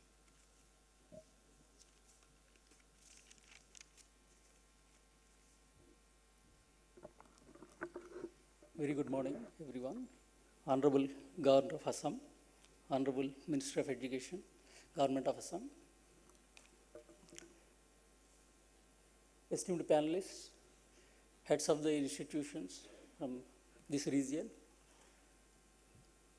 Good morning, everyone. In the context of NEP 2020, of course, the document is very deep. And the implementation of this NEP 2020, that matters. Of course, I have a little to talk about, but as you know, an implementing authority at IIT Guwahati as Dean Academic Affairs of this new education policy or National Education Policy 2020, we have several aspects of implementing at IIT Guwahati we have. As I understand, the concerning regulatory authorities for every educational institution would be coming up with, has come up, of course, with multiple ways of considering NEP 2020. And as I see, this implementation in the context of IITs, of course, the broad guidelines are issued by IIT Council, and then everything is worked out at our institution. So the regulatory authority for us is ourselves, and therefore we are asked to sort of drive this. And we have conducted multiple workshops whenever a particular issue has been pointed out by the government, and we are coming forward to help in a best possible way. And of course, we are also trying to look at what is the best that we can implement at IITs as well. As you can see, the choice-based credit system, because now we are trying to look at that perspective everywhere, and that has been already part of IITs. And therefore, when NCRF, National Credit Framework, when they were talking about these credits and everything, we have looked at the document which has been prepared and then try to sort of gather feedback and conducted workshops for these region educational institutions and taking it forward. How is that going to work? In the context, I would only just emphasize that what we are doing, how are we implementing, and then if some guidance in the direction, if I am able to speak about, I am available. Let me only just give one or two points which we have additionally taken care at our institute is about interdisciplinary was already part of it at IT system. Now we have also come up with multidisciplinary programs, and we have also initiated several programs in this direction. And more importantly, as you understand that what IITs they do, then we try to sort of like take it forward to other educational institutions, and what we do, we sort of like become a role model. So we have very high stakes in that way. So we have to be very cautious when we are doing certain things. We cannot just do in a hodgepodge manner, because these are the things which are sort of taken it forward by other educational institutions. And one important thing, what everyone is more sort of is about, everyone wanted IIT education or IIT level education. So from the point of view of GR, this gross enrollment ratio in the NEP document, which is targeting to 50%, of course, like IIT quality education, how to provide. So in this direction, whatever the best possible way, we have also started the online programs in addition to other initiatives that we have, IIT Guwahati has taken. And we have already launched some degree programs so that we can reach to majority of the, the stakeholders to give IIT education. And such points I am free to sort of like address. Thank you very much for this opportunity. Thank you, sir. Professor Krishna has highlighted the various modalities being adopted by IIT Guwahati to implement NEP 2020. Thank you so much, sir. Now, I would like to request my colleague at Guwahati University, Professor Padmini Bhuiya Borua. She is the HOD, Department of English Language Teaching at Guwahati University. It's a 5 minutes presentation, ma'am.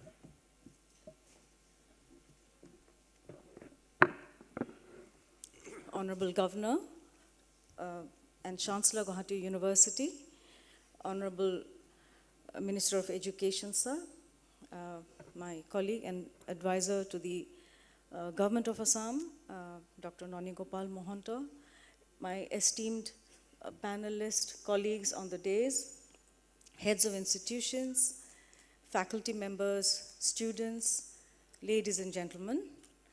I am really grateful and happy to be to get this opportunity to share a few things that we have been discussing in our institutions and in the profession about ways in which we can make the NEP 2020 speak to the Viksit Bharat at 2047 vision. There are three things that I would like to point out and remind ourselves. The first thing is that we need to develop in students a strong sense of identity, which will only be possible if we allow our students to understand knowledge, gain education in their own languages. This is one of the most important aspects through which we can build self-confidence and give our students the power to harness knowledge and act responsibly with an understanding of their own cultural history, of the culture, of the history of our great nation, and also to make their place in the world at large. The second thing that I would like to talk about is that to start to think globally, we have to start locally. To think big, we have to start small. So I would like to take us back to the idea of skilling India through the youth. And we have been, in the last 3 years since the NEP was adopted, we have been talking about what is necessary and why this is necessary. What is more important for me as an educator is how is this going to be taken to fruition. And one of the ways in which we are already beginning to make a paradigm shift in the way we envisage education is by doing away with the absolute compartmentalization of theory and practice. In the new 4-year degree course that my university and other institutions have just begun, And we, Guwahati University, not only have our own students starting this course, we have in our more than 300 affiliated colleges, we have started the FYUGP, which is quite a historic occasion, an event.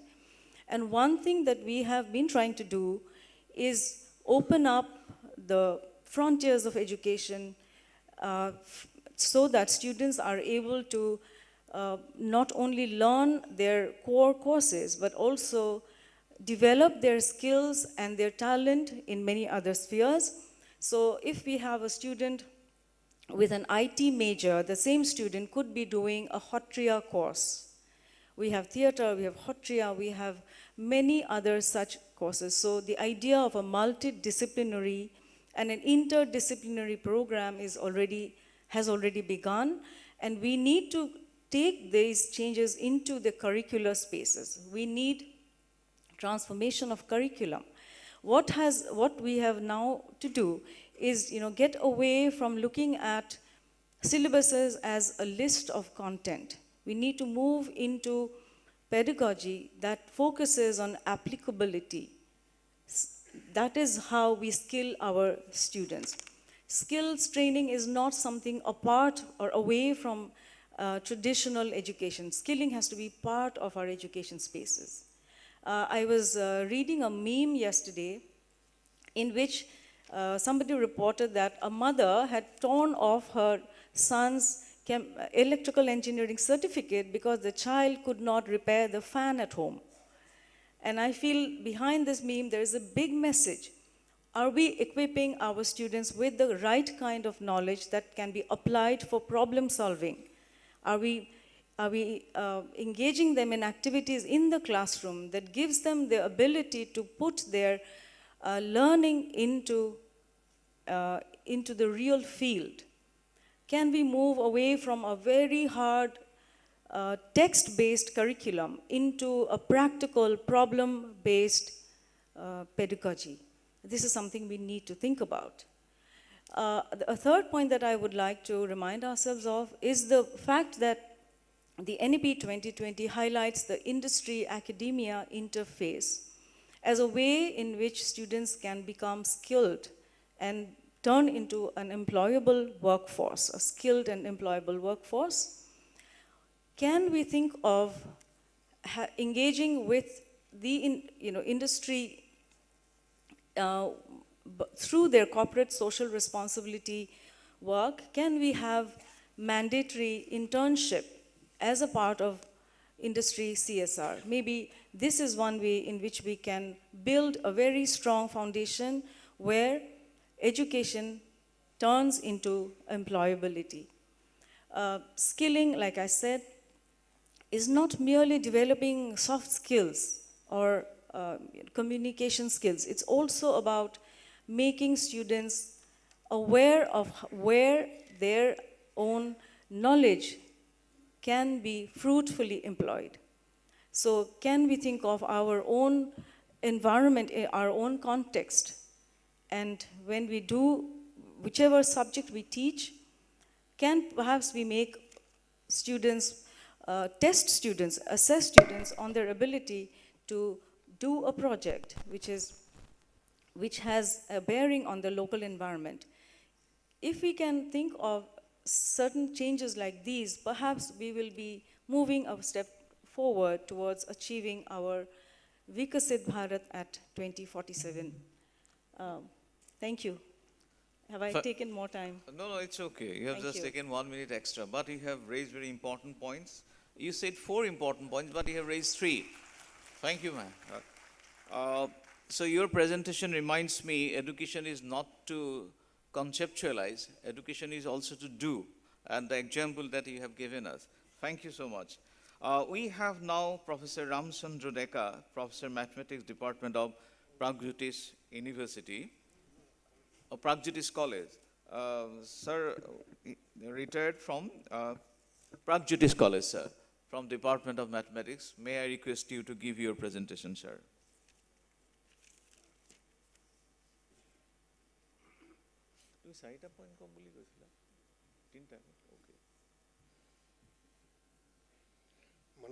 মাননীয় ৰাজ্যপাল মহোদয়, মাননীয় শিক্ষামন্ত্ৰী মহোদয় নমস্কাৰ, সন্মুখত উপস্থিত সকলোকে নমস্কাৰ। এই NDP অসমীয়াতে কওঁ আৰু NDP 2020 বিষয়ে আমাৰ ক'বলগীয়া একো নাই। তেখেতে মানে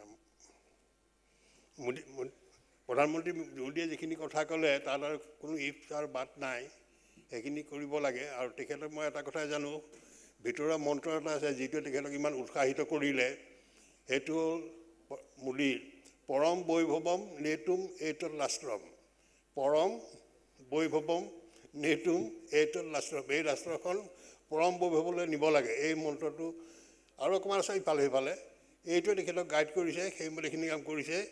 গতিকে তেখেতে আমাৰ ফালৰ পৰা মানে প্ৰশংসা কৰিবলগীয়া। তেখেতে বিকশিত ভাৰত বুলি কৈছে, আৰু মই উপস্থিত যিসকল ইয়াত আছে 47লৈকে থাকিব, আমাক মানে চিত্ৰগুপ্ত থাকিবলৈ নিদিব কাৰোবাক কাৰোবাক। আপোনালোকে কংগ্ৰেচুলেশ্যন দি থ'লোঁ যে আপোনালোকে বিকশিতটো ভিটো কাটি পেলাই ডি কৰিব পাৰে, বিকশিত ভাৰত। তাৰ বেলেগ আৰু ক'বলগীয়া নাই। এনেই মোক এই গামোচাখন দিলে, তাত্বিক কথা ক'ব নোৱাৰিম, মহোদয় তেখেতে বহুত কৈ গ'ল। গামোচাখন দিলে নহয়, গামোচাখনৰ দিশ আৰু বাণী, দিশত যদি আমি দেশ বুলি ভাবোঁ আৰু বাণীখিনি যদি আমি দেশৰ মানুহখিনি ভাবোঁ, তেতিয়া দুইখিনি গোট খালে গামোচা সুন্দৰ গামোচাখন হয়। দিশ গামোচা আছে, দিশ আছে, কিন্তু বাণী নাই নহ'ব। কিন্তু বাণী আছে, দিশ নাই নহ'ব। বাণীয়ে দিশে মিলি ফুলাম গামোচা এখন হ'ব, এখন ফুলাম ভাৰত হ'ব। সেইটোকে কামনা কৰি মোৰ ক'বলগীয়াখিনি কামনা কৰি সামৰণি মাৰিলোঁ। মহন্তক সুবিধা নিদিলোঁ বেল বজাবলৈ।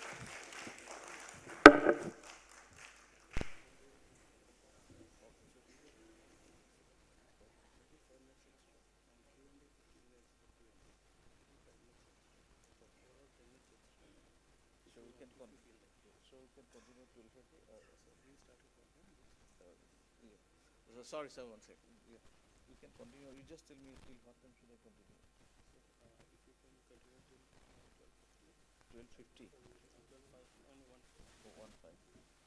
Okay, we have to wind up by 12:50. Yeah, okay. Oh, thank you. Thank you, Deka sir. There was some kind of discussion with our Honorable Governor Secretariat so that we can arrange the program and conclude it on time.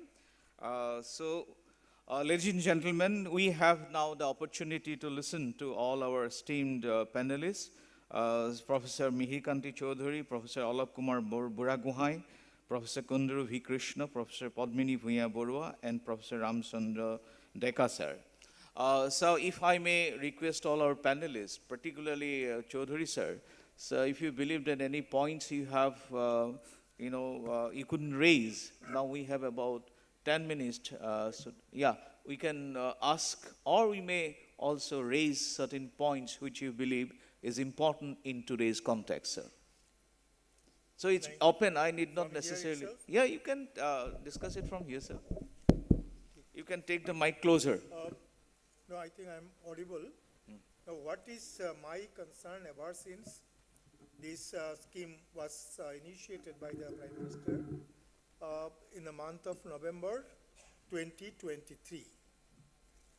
First thing first I feel is that how to proceed, and if we put our hands, all of us, in everything, I have a feeling that we may not be able to achieve the success.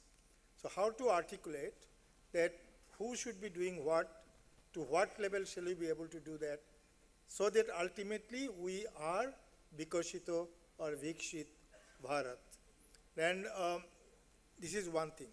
Second thing is that how much of STEM education and technology can help us while taking along the social sciences, literature, for example. So I would like to hear from other panelists their own thinking in this line, and maybe from that some kind of guidelines will evolve. Okay. Thank you for the moment. Thank you, sir.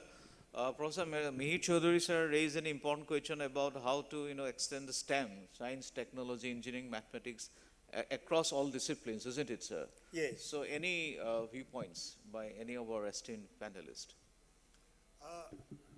I think during my presentation briefly I indicated about... Take it closer. Oh. I indicated about the importance of science technology. Science and technology are the prime movers of economy of the country, any nation. So when we talk about Viksit India, developed India, I think science and technology with the, again prime movers. And for that, what kind of preparation can we make? If we look at the overall statistics in the country's higher education scenario, where the proportion of students who go for STEM education, science, technology, engineering, and mathematics, you will find it will be not significant. The point is, in order to promote science and technology, sir, across board, what is important is to create a culture of critical thinking and questioning, and also imagination. I think these three critical inputs have to be embedded into our education system, not only in higher education, but right from the primary level. The culture of questioning, the culture of critically thinking, and also coming up with some creative solutions independently. We have to take them out of the textbooks for a while. So that kind of imagination we have to create in the landscape of education in order to take science technology forward as a very potent instrument for making Viksit India. That is my point. Thank you, sir. But one, sir, issue that remains is not necessarily that we have the answer right now, but I would like to raise for your consideration is, to make basic mathematics popular among our social science discipline. Yes. So, for example, what happens, sir, if I may give one own personal example, my daughter is appearing in CLAT, and it has been found that even the nature of mathematics, even for general students, are becoming extremely logical. It's not just pinpointed question on mathematics. There is a now, logical corollary within mathematics. So I think in this scenario, somehow we also need to acquaint our social science students in some form of STEM, maybe basics of it. We have SPSS, social science package, statistical package of social science. This is one area that we need to look on.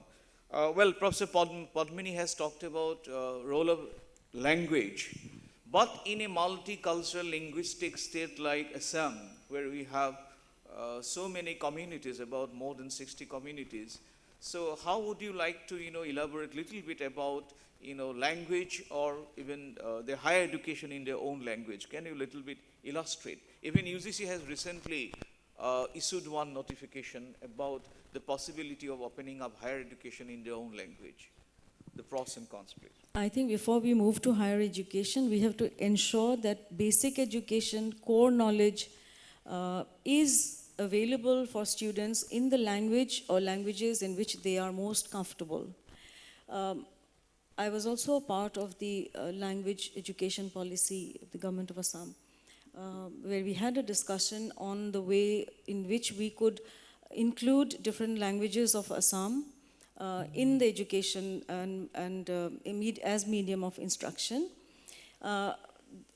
One way which has been adopted and which has proved successful is called mother tongue based multilingual education, where students begin education in their mother tongue at the primary level, and they are gradually moved to the other languages of education. Hindi is necessary, English is necessary, but if students begin education in these languages and these languages are not the child's mother tongue, then we are doing the child a great disservice, because a child makes sense of the world in their own home languages. So if we begin education in the languages in which they have already made sense of the world, chances are that they will also attain educational success. Many of the students of my university, for example, who come for higher education, for master's courses, it's not that they lack knowledge. They have the knowledge. They do not have the language to express this knowledge. And this has become a very big problem. So I think if we are thinking of higher education, we have to start much earlier. That's one way. The other way, if you look at the smaller language groups that would like to have their language included in the education scenario, maybe we can support, maybe the government can support them by giving a few guidelines through which they can bring up their languages, maybe by building scripts or by preserving their oral traditions, so that they come to a point at which they can be incorporated in education. Can I quickly make a point about the STEM versus social science thing? I think the opposite is also something we need to think about, not just how social sciences can be incorporated in STEM, but how social sciences actually contribute to STEM. And the same thing is about the language. We have people, children we do not need to give knowledge, because knowledge is available. Knowledge is available online. Children are forever on their devices. In the classroom, we do not need to teach them concepts as much as we need to help them understand and express their knowledge of these concepts, for which again we come back to the question of language. So if we can, I mean, I look at an India in 2047 where all children may have the ability to express themselves in higher education in their own languages. What can we do to move towards that? I think that is a question we need to think about. Well, thank you, Professor Padmini. Points well taken, particularly how social science can also contribute to STEM. It is not one way, it's multidimensional. Point well taken. Well, Professor Krishna, if I may, if you would like to raise any point particularly, would like to draw your attention to one issue. IIT Guwahati is now one of the most reputed institutions in the country. Not only in the country, globally it has gained a lot of precedence. But how the other institutions can also, benefit from your focus on multidisciplinarity, or even other courses that can, benefit other institutions to take benefit of having one IIT Guwahati at Guwahati? Yeah, thank you. As such, for this region, IIT Guwahati is conducting various workshops, particularly in STEM. Also almost every day, something or other, some training programs, in coordination with Assam government. IIT Guwahati is already conducting, because recently I think 6 days program of training teachers has happened on the campus. So as far as multidisciplinary these things concerned, of course, this will come at the higher education. And of course, when we have started, because as I said, the implementation we have to do very carefully, because we have started picking up the requirements of the today's world. For example, this data science and artificial intelligence is one school which has been started very recently. And when we talk about this multidisciplinary curriculum or areas and that,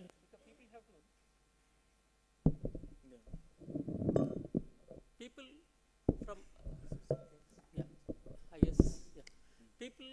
from other disciplines, they come and work together. So the schools at IIT Guwahati have been established with that paradigm. And of course, the resource persons for that is essentially is the today's issue.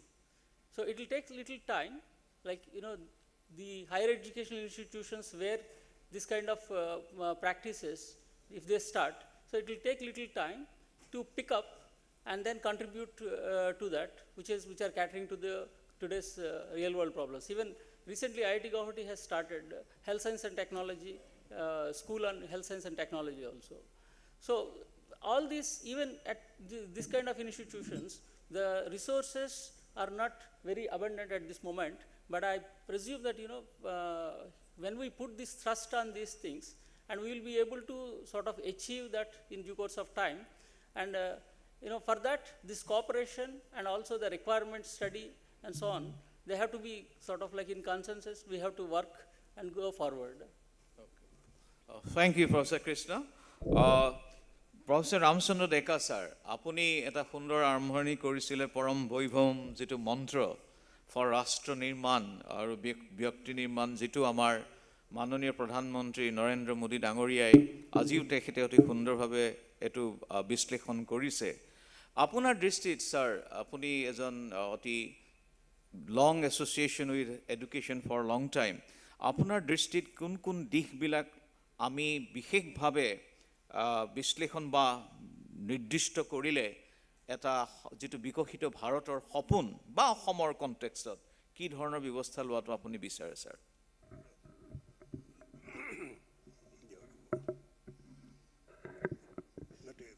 মন্ত্ৰভাগী যে কৰিলে পৰম বৈভৱম নেতুম এতৎ স্বৰাষ্ট্ৰম আমি সদায়তো গাঁৱেই মোদীয়ে সেইটো অনুসৰণ কৰে নিজৰ দেশখনক আমি পৰম বৈভৱলৈ নিব লাগে বৈভৱটো বিভিন্ন প্ৰকাৰ হ'ব পাৰে শিক্ষাৰ হ'ব পাৰে সাহিত্যৰ হ'ব পাৰে বিজ্ঞানৰ হ'ব পাৰে সেই তেনেকৈ হৈ আছে তাত ক'বলগীয়া একো নাই কিন্তু শিক্ষক আৰু ছাত্ৰৰ সম্পৰ্কটো ভাল হয় ব্যক্তিগত যদি হয় তেতিয়াহ'লে শিক্ষাটো আগবাঢ়িব পাৰে আমি মহন্ত ছাৰে এটা ভাল কথা ক'লে তেখেতৰ ছোৱালীৰ কথাটো ক'লে অংক বিষয় লৈ পেলাই ভাল পায়নে বেয়া পায়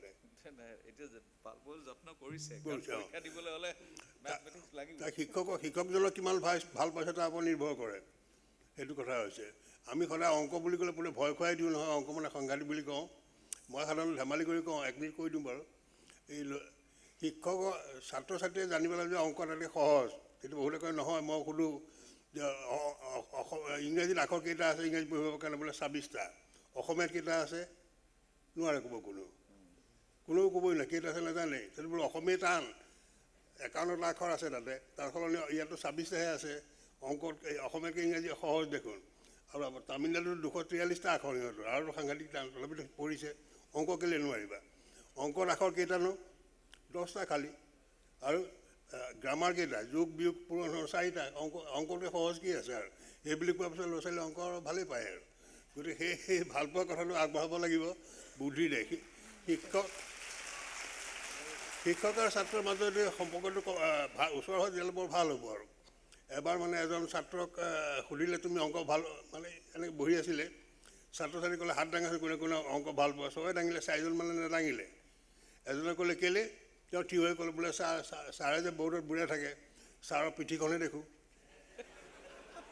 গতিকে আমি অংক কেনেকৈ কৰিম আৰু এজনে ক'লে কি হ'ল বোলে ছাৰে অংক কৰে বৰ্ডত লিখিলে আৰু তাৰ মনে মনে থাকিল কেনেকৈ হ'ব এই যে গেপ এটা আছে প্ৰকাণ্ড গেপ সেইকাৰণে কথাটো সহজ নহয় সেইকাৰণে শিক্ষক যদি ছাত্ৰৰ ওচৰত হয় ছাত্ৰ যদি শিক্ষকৰ ওচৰত মাজত যদি গেপ নাথাকে অংকতকৈ সহজ বিষয় একো নাই আৰু বাকী আপুনি যি ডাঙৰ কথা সুধিলে সেইটো আৰু মই যিমান পাৰোঁ নিজে কৰি আছোঁ শব্দৰে ক'বলৈ টান আৰু সেইটো কথা হৈছে এইটো চলিয়ে থাকিব অসুবিধা একো নাই অংক বিষয় টান নহয় এটাতকৈ সহজ মোৰ নিচিনা সহজ ধন্যবাদ ছাৰ আপুনি অতি ৰসালভাৱে কথাখিনি ইমান ব্যক্তিগত অনুভৱ আপোনাৰ আমাৰ অডিয়েন্সে খুব সেইটো অনুভৱ কৰিছে হৃদয়ংগম কৰিছে so now the session is open we have about 45 minutes Q&A question and answer session well let me give certain points for Q&A one may raise question or one may even illustrate a point but Dr. it shouldn't Mohanto, be a speech. Yeah. Can I get just 1 minute to clarify 2 points before you take over? Yeah, please, Chaudhary sir. What I wanted to remind us, see the most important goal for today's gathering is that how to reach the last mile. See, the most of the schemes or all the schemes are known to some, are not known to some others, those who are supposed to be the beneficiaries. Even if it is known to those others, they do not know how to make use of it. So I would like the panelists and the House to come out with some suggestion so that we can deliberate now or afterwards, so that things can be taken there. And I thought because to raise it, because that is one of the main important purpose of this today's meeting, as enshrined in the lecture of the Prime Minister. The other point quickly, mathematics is the easiest subject in life. Only thing that we have to teach our student as to how to learn mathematics, and more you practice, more you become this. So that phobia has to be removed. Thank you. Thank you, sir. I think what Professor Chaudhary sir and again Professor Alok Buragai sir also raised this point, that is inclusiveness and the last mile. I think India has achieved a remarkable, milestone. That is, recently, 2023, we have now the UNDP report on multidimensional poverty. Through technology, India has, uplifted more than 40 million people from poverty from 2014. And this is the report being published by UNDP. I think this is a remarkable progress in terms of inclusive development through technology. Well, these are some issues that our education needs to take into account. Well, without wasting any time, now the session is open. You may ask question or you may raise a point which you believe the House needs to take into consideration. Can we have a mic over there, please? You can introduce yourself, maybe a pinpointed question to whom the question is addressed to, or you can make a point and your time is about 2 minutes each. Yeah, it's coming. And after you, Professor, our Honorable VC from Cooperative University. Honorable Governor, sir, Honorable Education Minister, and Honorable panelists of today's discussion. Almost all the important issues have been addressed significantly. Viksit Bharat 2047 যাবলৈ হলে এটা important issue হয়তো আমি আলোচনা কৰা না বা ইয়াক সাঙুৰি লোৱা হোৱা নাই আৰু সেইটো হ'ল যে মানুহৰ স্বাস্থ্য আমাৰ অসমীয়া ভাষাৰ কথা আছে যে সুস্থ দেহতে সুস্থ মন সুস্থ দেহ নহলে আমি কেতিয়াও আমাৰ দেশখনক আগবঢ়াই নিব নোৱাৰিম শিক্ষা দীক্ষা ক্ৰীড়া আমাৰ টেকনলজি সকলোতে আগবাঢ়ি যাব লাগিব কিন্তু সুস্থ দেহ পাবলৈ বৰ্তমান যেটো চিকিৎসা আৰু মেডিকেল ব্যৱস্থা আছে এই ব্যৱস্থাটো কি পৰ্যায় পাইছে আমাৰ খাদ্য বস্তুবোৰ কি পৰ্যায় পাইছে আমি শাক-পাচলি খাওঁ সদায় হাজো শিঙিমাৰি পৰা গুৱাহাটীলৈ অহা শাক-পাচলিত কিমান বিষাক্ত দৰৱ দিয়া আছে কিমান মেনিউৰ দিয়া হৈছে যাৰ ফলত আমাৰ ল'ৰা-ছোৱালীবোৰ 20 বছৰ পৰা 25 বছৰ ভিতৰত থাইৰয়ড গ্ল্যাণ্ডৰ বেমাৰত ভুগিছে 40 বছৰ হলে বেছিভাগ মানুহে চকুত চশমা ল'ব লগা হৈছে 50 বছৰ হলে ডায়াবেটিস হাই প্ৰেছাৰ ইত্যাদি বেমাৰে আগুৰি ধৰিছে 50 বছৰ আজি যিমান মোৰ মানুহ আহিছে কোনে ৰাতিপুৱা কিমান টেবলেট খাই আহিছে তাৰ হিচাপ নাই আৰু ইয়াৰ চিকিৎসা কৰিবলৈ যেটো মেডিকেল ব্যৱস্থা আছে এই মেডিকেল ব্যৱস্থাটোৱে আমাক অধিক বেমাৰী কৰি তুলিছে নেকি যদি আমি দিনে দিনে বেমাৰী হৈ যাওঁ আমি শক্তিশালী কেনেকৈ হম ব্যক্তি শক্তিশালী নহলে ৰাষ্ট্ৰ শক্তিশালী হ'ব নোৱাৰে আৰু শৰীৰ শক্তিশালী নহলে So I think it's a point of view আৰু তেখেত honorable principal of Guwahati Commerce College thank you so much কিন্তু ভাল কথা প্ৰায় 50 ৰ উৰ্ধৰ ব্যক্তি চশমা পিন্ধিছে আপুনি নাই পিনা that is important so cheers to you now it's over to our honorable I think point well taken it's to be taken into consideration yeah so we can take a few questions together then we can answer the question you raised that in this program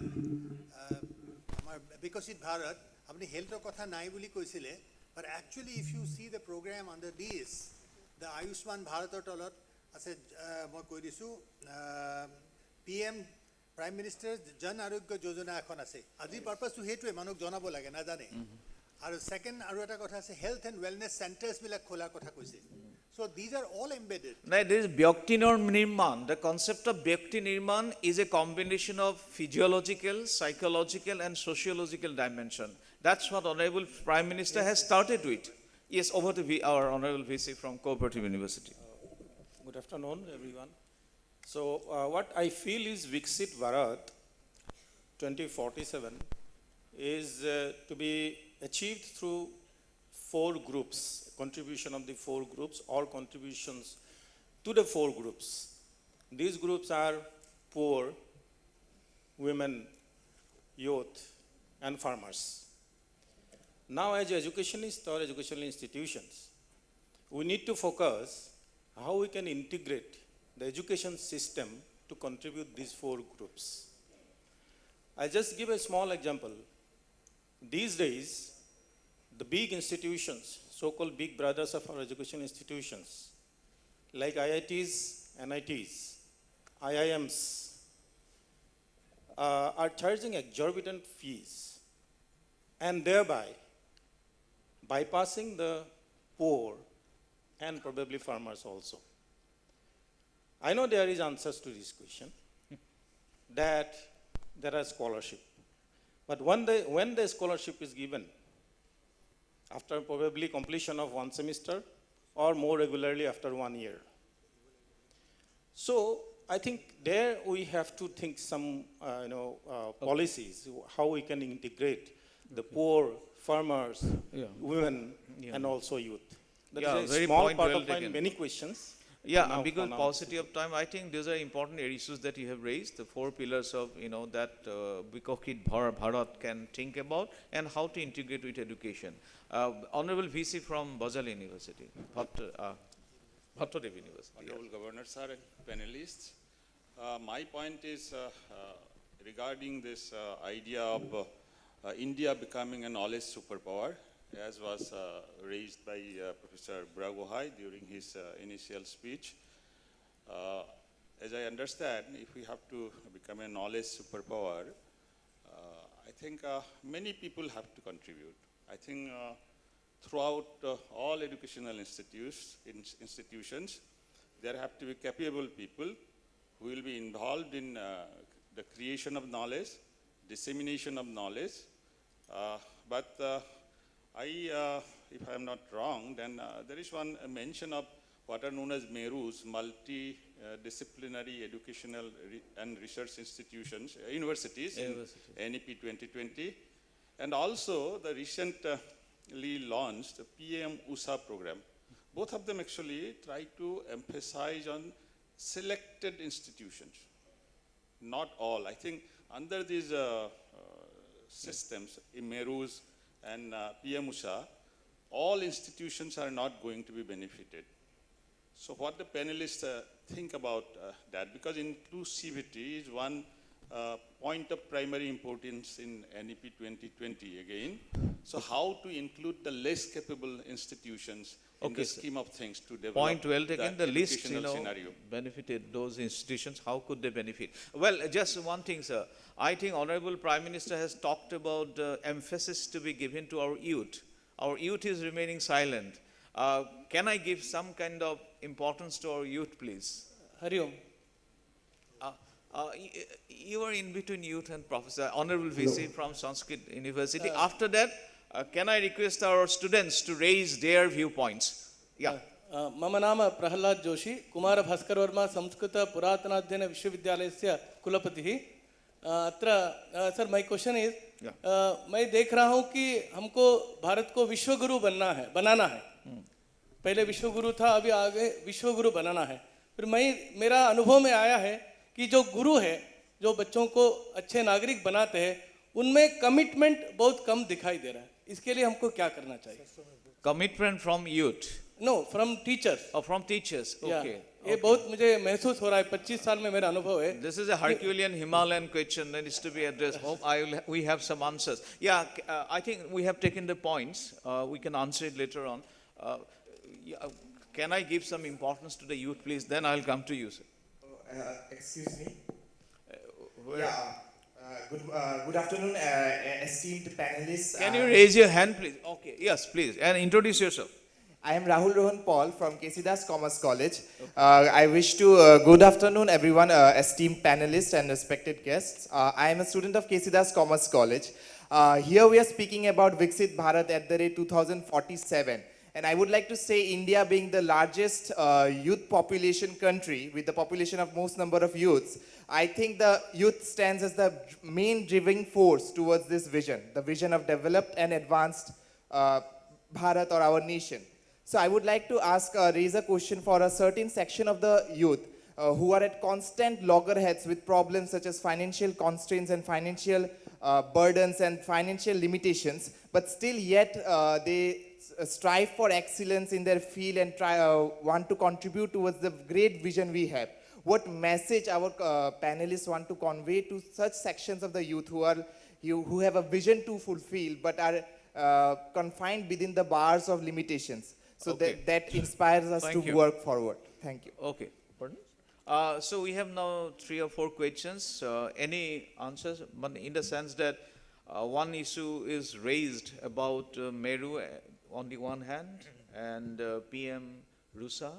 On the other hand, we have those college institutions who are not necessarily privileged. So how do you plan to develop those institutions?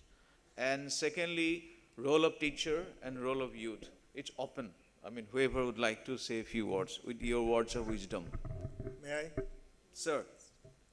Insofar as Meru is concerned, I would just like to make a submission with my humble experience, and there are so many other people also who have years of experience. Establishment of a Meru needs crores of rupees. And looking at the situation as is, we may not be able to establish too many Merus. But then, whatever number we can, I think we should start, make a beginning, maybe in different spots, so that they can cater to certain areas which will take care of those otherwise weaker educational institutions. But Meru, I think, has to be started. It is getting at the back burner, so this is one it is. What was your next question?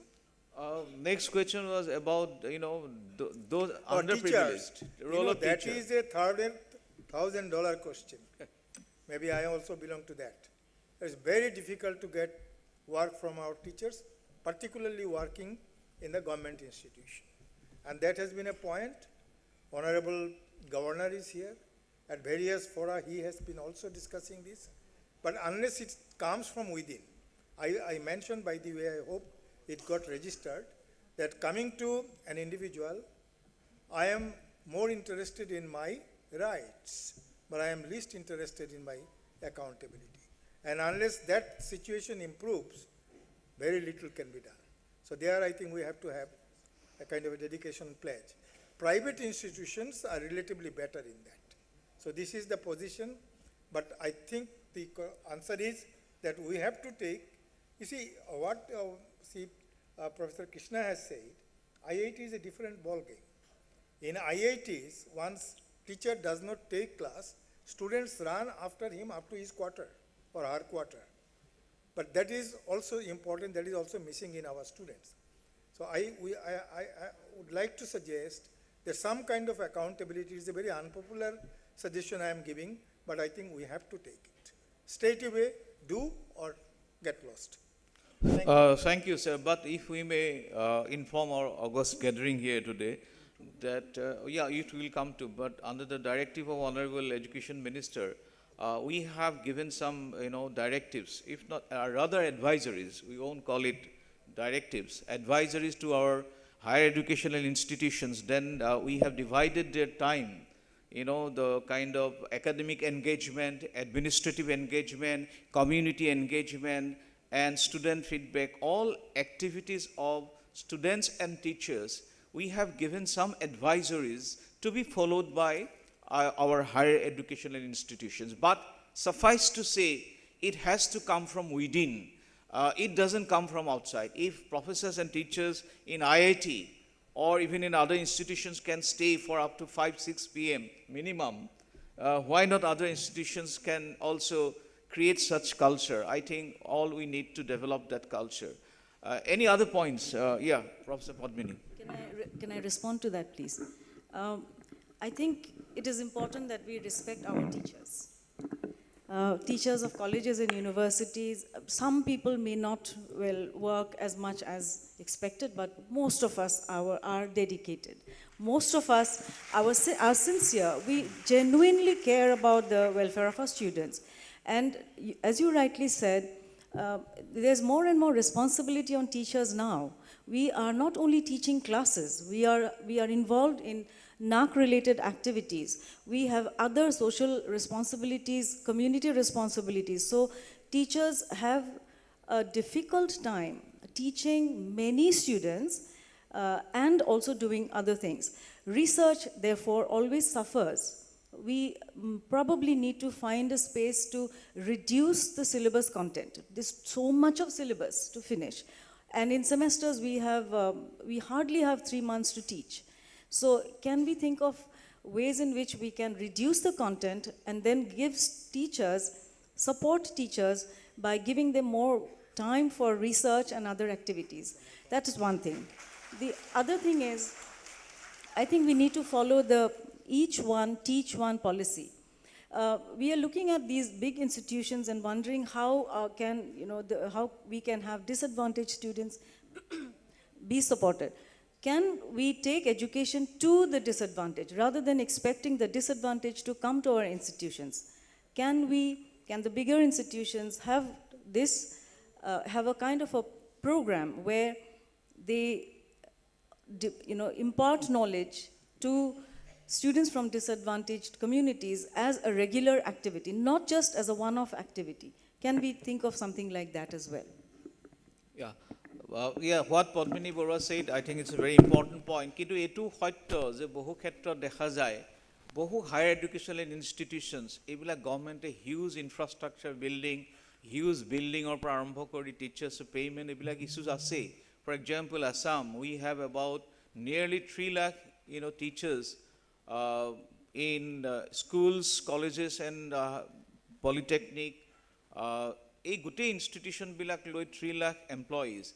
Kintu dekha jay bohu khetrot, karon I keep on visiting all places of Assam, like our Honorable Education Minister. Kintu ami dekhu je pray khetrote by 2-3 bajar pisot deserted hoi jay. Etu eta bastob hoyto. Anki gotike eibilak khetroto asalte ami we cannot regulate everything from Dispur. Eta jodi amak eta trinoyon lage, hodahibor janeke eta tritiyo soku ase, hei sokutu amar teacher sokolor falor pra ahibo lagibo. Let us visit some institutions. What I am telling you, see by yourself. Etu hoyto je bohu khetrot kisumanot, it's a truism. The science student or laboratory amar shikkokokol bohu deri loke thake. Amar eta atma বিশ্লেষণৰ দৰকাৰ. মই নিজেই শিক্ষক. Kintu at the same time, let us visit some institution and see by 3-4 p.m. educational institutions are at a morikhali hodri poribesh hoy. Hetu jate nohoy, gotike hetur karone regulation aru apto bakyo nijor pora ahibo lagibo. I think these are some of the points. I have been told to conclude this session by 12. Sorry, if I get a clearance from, can I begin or we can start? Should we conclude? I have just one question, simple. So this is the last question. Yeah. Definitely my question will benefit the learners, students particularly. Yeah, true. My name is Hridayananda Gogoi. My profession is social work and journalism. As per medium of learning is concerned, and our esteemed panelist, Professor Padmini Madam has told that textbooks and other books should be in their own languages. So what will be the Government of Assam's policies and responsibilities to make available all those textbooks in higher education, mostly the science textbook? As per translation is not easy.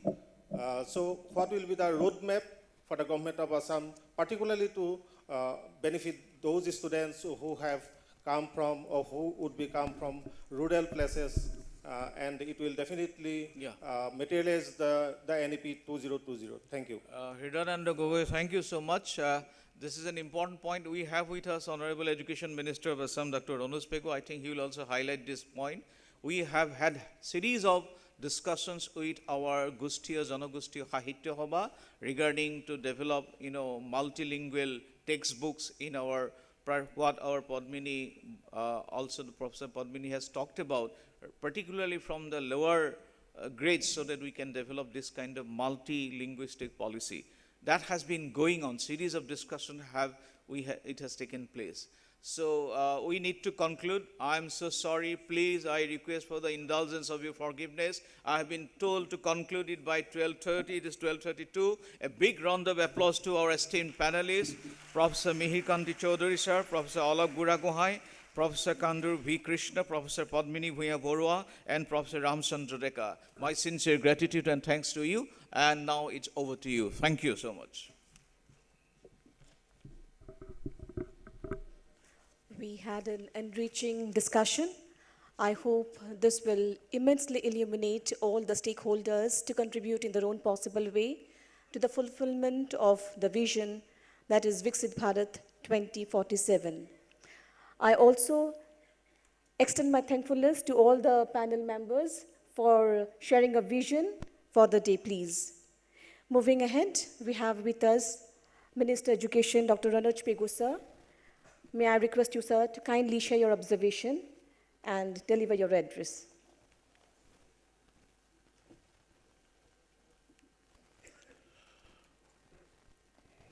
Honorable Governor of Assam, Shri Gulabchan Kataria Dangoria, respected advisor to the government of Assam Education, Dr. Nani Gopal Mohanta, respected panelists of today's discussion, respected vice chancellors of different universities of Assam, the faculty members of IIT Guwahati, and other higher education institutions, and my dear students, journalist friends, সকলোকে নমস্কাৰ. First, let me answer the question that was asked by Hridayananda Gogoi.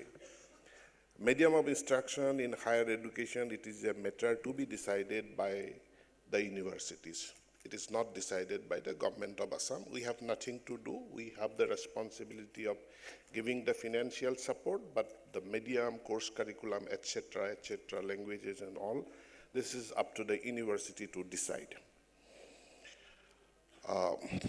Many years ago, maybe 20, 25 years ago, I had met one gentleman in good attire with a portfolio bag on his hand. And I happened to meet him on 2-3 occasions. And on the third occasion, I noticed that his name is written on the portfolio bag. So I could read the name. And below his name, his degree was also written, BA LLB. Then I also noticed that something else is also illegibly written in small letters below his degree, LLB.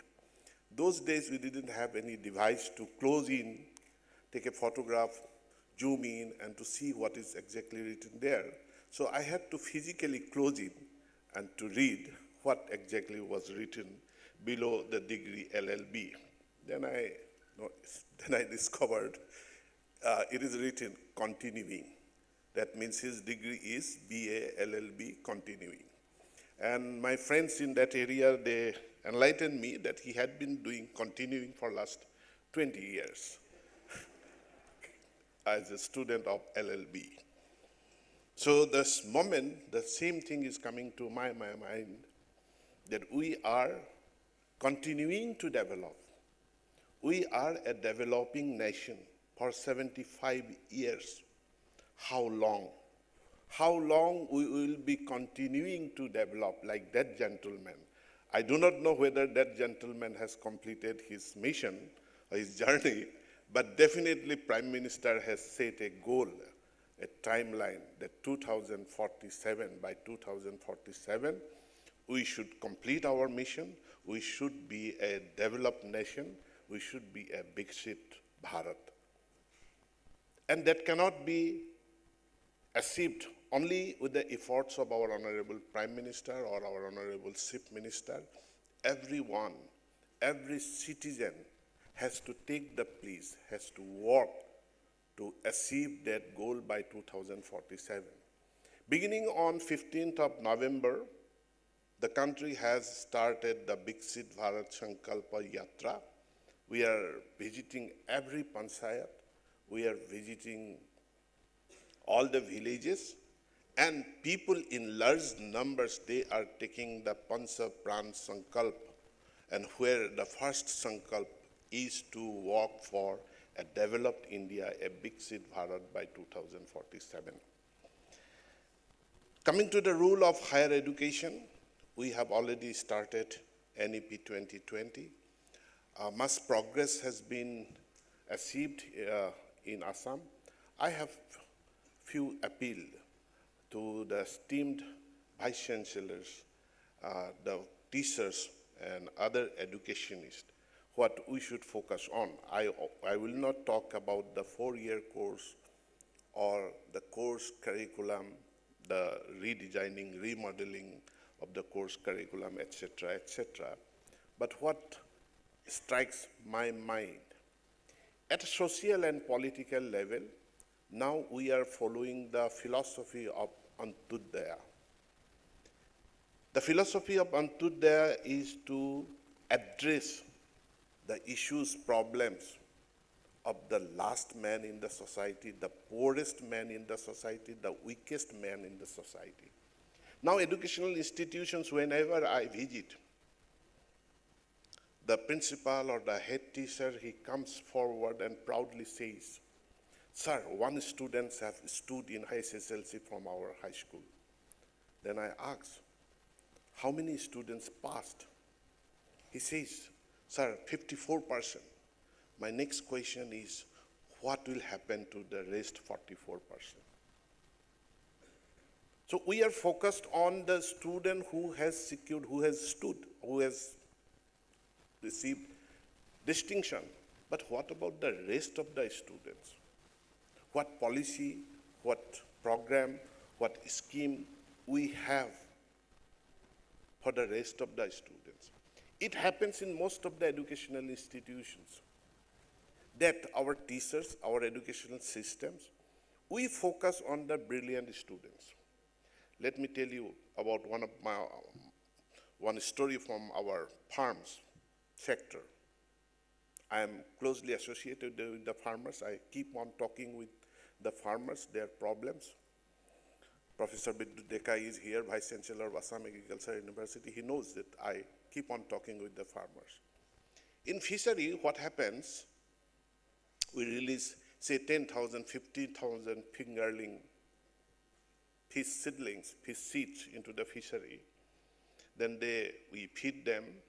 And after some time, say 3 months, there is a necessity of thinning the population of the fishes, reducing the population of the fishes, so that they all get adequate oxygen, they all get adequate feed. And doing this thinning exercise after 3 months, after 6 months, our farmers, they make a very big mistake. While they do the netting, in the netting they discover that some of the fishes have become 500 grams, some of the fishes has remained in 200 grams. They pick up the 500 grams fishes, the large fishes, they pick up the large fishes for sale and keep the smaller fishes in the pond. Now, all the fishes were of the same batch, but some of them became 500 grams, some remained 200 grams. The fishes who have become 500 grams, they have the potentiality, they have fast growth, they have the potentiality to become 1 kg in next 3 months. They are the fortune for the farmers. And the stragglers, the slow growers, are the small fishes. So we keep, in the fisheries, we keep the slow growers and we sell off the fast growers. And thereby we lose, the farmers, they lose an opportunity. Now in a higher educational institution or educational institutions, students are not fish. Students are students. We have the fast learners, we have the slow learners. We focus on the fast learners, that they will bring good laurel to the university, to the college, good name to the students.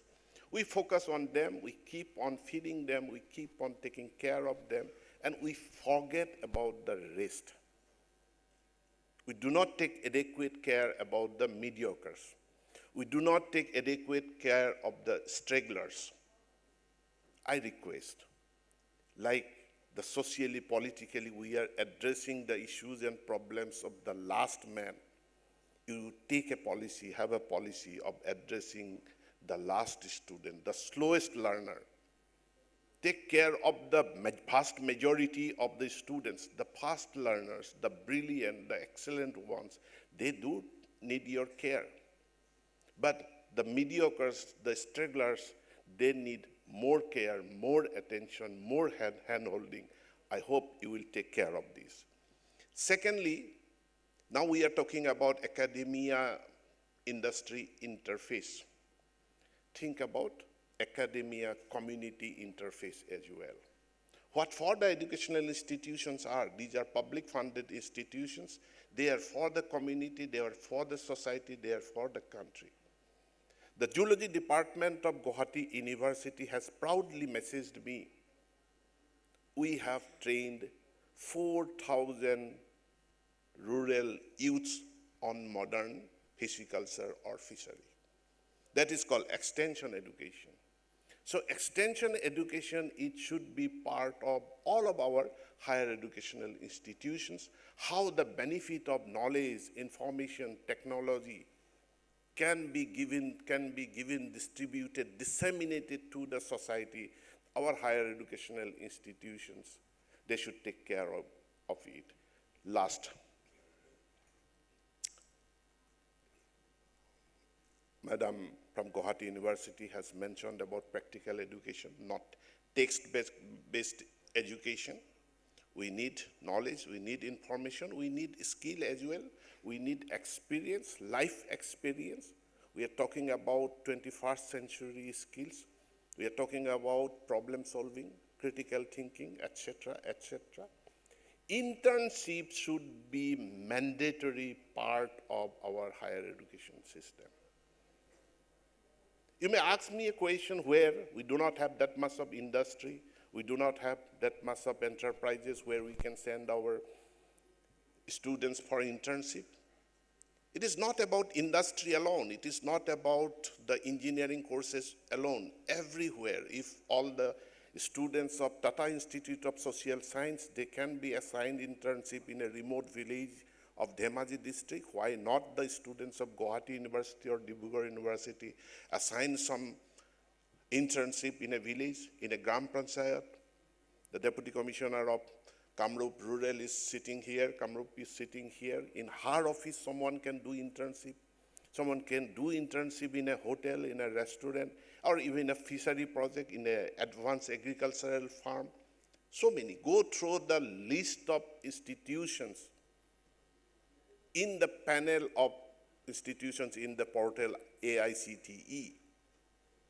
Just see, even Gram Panchayats are enlisted there, where a student can come and do internship. By doing internship, students can have the experience of managing a job, managing a business, managing an assignment.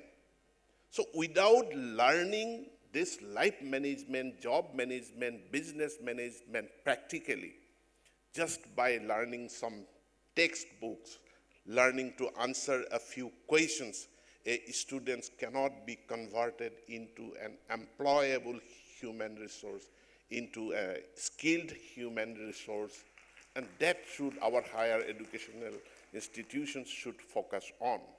Our youth, they have the potentiality, they need the hand-holding support, they need proper orientation, and when they go out of the college higher education institutions, they should not be allowed to go out as an unemployed youth with a certificate in his or her hand.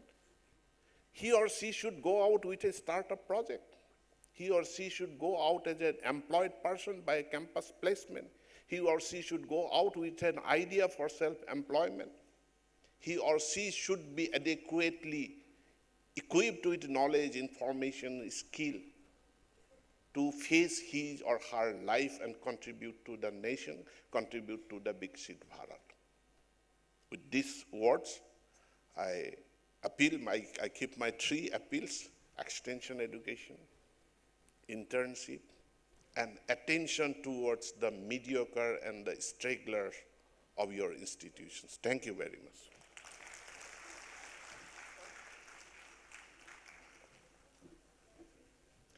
We are extremely thankful to you, sir, for sharing your views on the occasion. Thank you so much.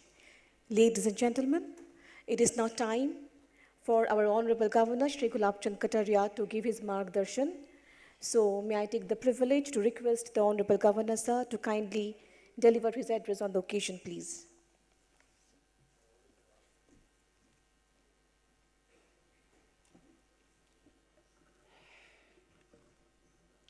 नमस्कार।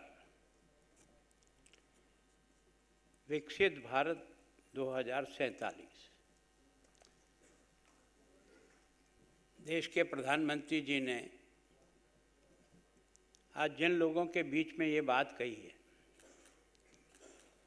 वही वास्तव में अगर इस बीड़े को अपने कंधों पर उठा ले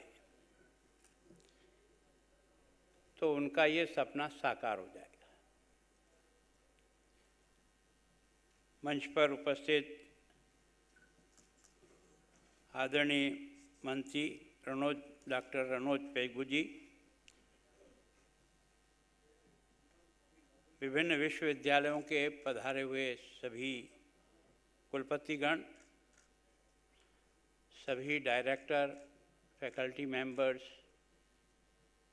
और आज हमने जिनको डिस्कशन के लिए पैनल में बुलाया, आप सबका मैं राजभवन की ओर से आप सबका बहुत बहुत स्वागत करता हूं कि आपने समय देकर के इस विषय को बीच में सबके बीच में रखा और उनकी मन की शंकाओं के बारे में भी समझा।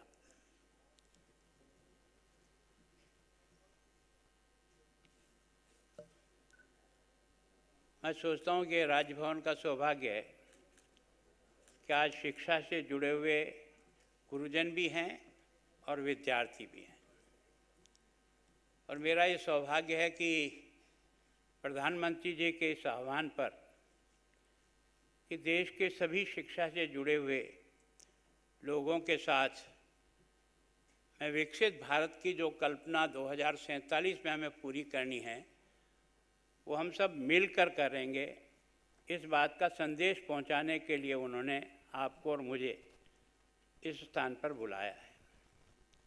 मैं सोचता हूँ उनकी भावनाओं को भी हमने सुना और समझा है। सबसे पहले तो मैं प्रधानमंत्री जी कार्यालय और नीति आयोग के परामर्श पर आयोजित इस परिचर्चा में आप सभी का अभिनंदन और स्वागत करता हूँ। आप सभी ने माननीय प्रधानमंत्री जी के उद्बोधन को सुना है। विकसित भारत का उनका संकल्प हमें एक नई ऊर्जा के गति देने वाला है। ये भारत सरकार का एक संकल्प है जिसके माध्यम से हमारे माननीय प्रधानमंत्री देश को विकसित देश की सूची में शिखर पर पहुंचाने का अपना मन का निश्चय रखते हैं, और आप सब सहयोगी होकर के कैसे उसे ठीक करें इसके बारे में उन्होंने कहा। भारत अपने इतिहास के एक महत्वपूर्ण मोड़ पर है। 21वीं सदी भारत की सदी, ये देश का क्या सौभाग्य है कि हमारे ऋषि मुनियों ने, विवेकानंद ने कब, तब 21वीं सदी नहीं थी, पर विवेकानंद ने कहा कि 21वीं सदी भारत की सदी होगी। इसका मतलब कोई न कोई बीज रूप में इस देश में कुछ है। अब ये आप पर और मुझ पर जाता है कि प्रधानमंत्री जी की इस मंशा को और विवेकानंद की उस कल्पना को हम कैसे साकार कर सकते हैं, इसके बारे में चिंता करनी पड़ी। मैं सोचता हूँ कि विकसित भारत की इस कल्पना को साकार करने के लिए इससे अच्छा कोई क्षेत्र नहीं है। अगर हम सब लोग, अकेला प्रधानमंत्री विकसित भारत नहीं बना सकेगा। जब तक हम सब लोग उसके साथ कदम से कदम मिलाकर चलने का मन नहीं बनाएंगे। अभी जैसे पूछा था ना, गुरुजी का शिक्षा के शिक्षकों का स्तर गिर रहा है। स्तर नहीं गिर रहा है, वातावरण बनाने वाले लोग ठीक नहीं हैं। अगर वातावरण बनाने वाले लोग ठीक है तो ये अयोग्य भी योग्य बनकर के देश के लिए काम करना सीख जाता है। ये मैंने अपने जीवन में अनुभव किया है। लीडर कैसा है इसका मैंने अनुभव किया। मैं एक छोटे से स्कूल का अध्यापक था। 65 का युद्ध हुआ था। लाल बहादुर शास्त्री देश के प्रधानमंत्री थे। भारत की सेना ने कुछ क्षेत्र जीत लिया था। अमेरिका ने भारत को दबा कर कहा कि मैं तुम्हारा PL-48 बंद कर दूंगा, तुरंत सारा लौटाओ और युद्ध बंद करो। तब वो छोटा सा आदमी कितना देश के बारे में सोचता है कि नहीं, जीता हुआ भाग नहीं दूंगा, तुम्हारा PL-48 बंद करना हो बंद कर दीजिए। और उन्होंने देश को आह्वान किया कि सोमवार के दिन सब लोग एक टाइम का व्रत करें, जिससे देश के अनाज को बचा सकें और अपने घर में और जहाँ जहाँ भी जगह हुआ अन्न पैदा करें। लेकिन हम झुकेंगे नहीं। ये कौन कह सकता है? जब लीडर इस प्रकार का होता है तो समाज उसके साथ आ जाता है। मैं सोचता हूँ वातावरण बनाने वाले में ताकत हो तो जिसको अयोग्य समझ रहे वो योग्य बन करके काम करना सीख जाता है। मैं एक छोटे से स्कूल में अध्यापक था। मैं आपको कह रहा हूँ कि दूसरी क्लास का बच्चा भी जो टिफ़िन लेके आता था सोमवार के दिन, और रिसेस में सारे बच्चे साथ भोजन करते थे, वो टिफ़िन नहीं लेके आता था। इसका मतलब लीडिंग करने वाला व्यक्ति का मन और मस्तिष्क ठीक होना तो बाकी सब समस्याओं का इलाज है। केवल दूसरों पर उंगली उठाने से काम नहीं चलेगा, मुझे करके दिखाना पड़ेगा, तब जा कर के ये विकास की दौड़ जो है ना वो आगे बढ़ती है। इस बारे में चिंता करो। मैं सोचता हूँ कि आज हम इतना आनंद का अनुभव करते हैं, क्यों? क्योंकि इस व्यक्ति के आने के बाद 14 से लेकर अब तक शिक्षा के क्षेत्र में जिस प्रकार का परिवर्तन लाने का प्रयास किया है, मैं सोचता हूँ, मैं प्रारंभ से शिक्षा से जुड़ा हुआ रहा हूँ। आपने देखा होगा कि 14 में हमारा राज्य सरकार और केंद्र सरकार दोनों को मिलाकर के शिक्षा पर बजट था 3.31 लाख रुपया, और आज हमारा शिक्षा पर व्यय होता है 9.19। इसका मतलब शिक्षा का इतना बजट किस लिए बढ़ाया कि जब तक हमारी यह युवा पीढ़ी अपने नॉलेज को नहीं बढ़ाएगी तब तक विकास की दौड़ को आगे कैसे बढ़ाएगी। और इसलिए उन्होंने शिक्षा को बहुत ज़्यादा अपना ध्यान केंद्रित किया। मैं थोड़ा सा फिगर देता हूँ। IIT है ना, 14 तक केवल 16 थे, आज 23 है। IIIT 9 थे, आज 25 हैं। IIM 13 थे, 20 हैं। AIIMS 8 से 23 हैं। मेडिकल कॉलेज 641 थे और आज देश में 1341 है। इसका मतलब विकसित भारत को बनाना तो केवल आपको और मुझे भाषण दे के नहीं बनाना चाह रहे, उन्होंने कुछ करके ज़मीन पर उतारने का प्रयास किया है। और उसके कारण से आपको और मुझे लगता होगा मेडिकल डॉक्टर्स की जो पोस्टें थी उस समय 14 में वो 82,533, और आज की तारीख में मेडिकल कॉलेज के बच्चों की संख्या की स्ट्रेंथ है, जो पोस्ट है वो 1,79,279। इसका मतलब इंफ्रास्ट्रक्चर तो तैयार कर दिया, और इंफ्रास्ट्रक्चर तैयार करने के लिए उन्होंने सब प्रकार की व्यवस्था की। आज हम सपने में नहीं बोल रहे हैं कि हम 2047 में दुनिया का सरम्योर बनने की ताकत रखते हैं, उसका आधार है। आपने देखा होगा कि आज हम दुनिया की 5वीं आर्थिक शक्ति के रूप में उभर करके आ गए, और उस इंग्लैंड को पीछे किया जिसने हमें 200 साल तक गुलाम बनाए रखा।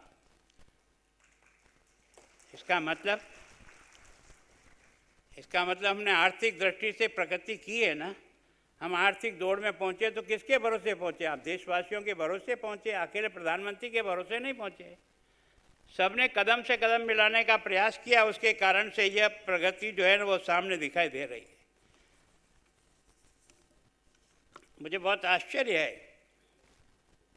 है ना, दुनिया में सबसे ज़्यादा विकास दर अगर किसी की है तो आज की तारीख में हिंदुस्तान की है।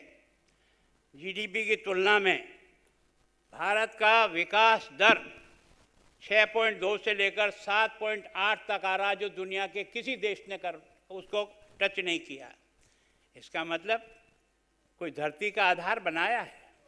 उन्होंने प्रयत्न किया है कि भारत वास्तव में 2047 में दुनिया का सिरमौर बने तो इस प्रकार से बने, और उन्होंने लक्ष्य है कि 2027 तक विश्व की तीसरी बड़ी आर्थिक शक्ति के रूप में आपका और मेरा देश खड़ा होगा। यह आपका और मेरा नहीं, सब लोगों का संकल्प है, और आप और हम देखेंगे कि वास्तव में हम खड़े हो गए। और इसलिए हमारी कल्पना है कि 2047 में हम दुनिया का नंबर 1 का देश जो बनेंगे वो आर्थिक दृष्टि से भी बनेंगे। और आपने देखा होगा कि 47 तक अमेरिका का जो $30 ट्रिलियन का जो उसका लक्ष्य है, वो लक्ष्य हमें पार करना है, उसे भेदना है। कैसे होगा? ये अपने इन सारे रिसोर्सों को ठीक तरह से करना, और इसके लिए ये जो नई शिक्षा नीति के पीछे जो भावना है वो ऐसे ही नहीं बनी है। हम लोगों ने बनाते तो हैं, डॉक्यूमेंट तो बहुत अच्छा तैयार करते हैं, पर उस डॉक्यूमेंट को पूरा करने के लिए प्रण से लगना पड़ने का मामला जो स्वभाव है ना, उसमें कमी है। मैंने 1966 का कोठारी कमीशन की रिपोर्ट भी देखी जब मैं स्टूडेंट था, उसमें भी बहुत अच्छी बातें लिखी थी, लेकिन उसको हम जमीन पर नहीं उतार सके। जमीन पर कौन उतारेगा? भगवान थोड़ी उतारेगा, हम उतारेंगे।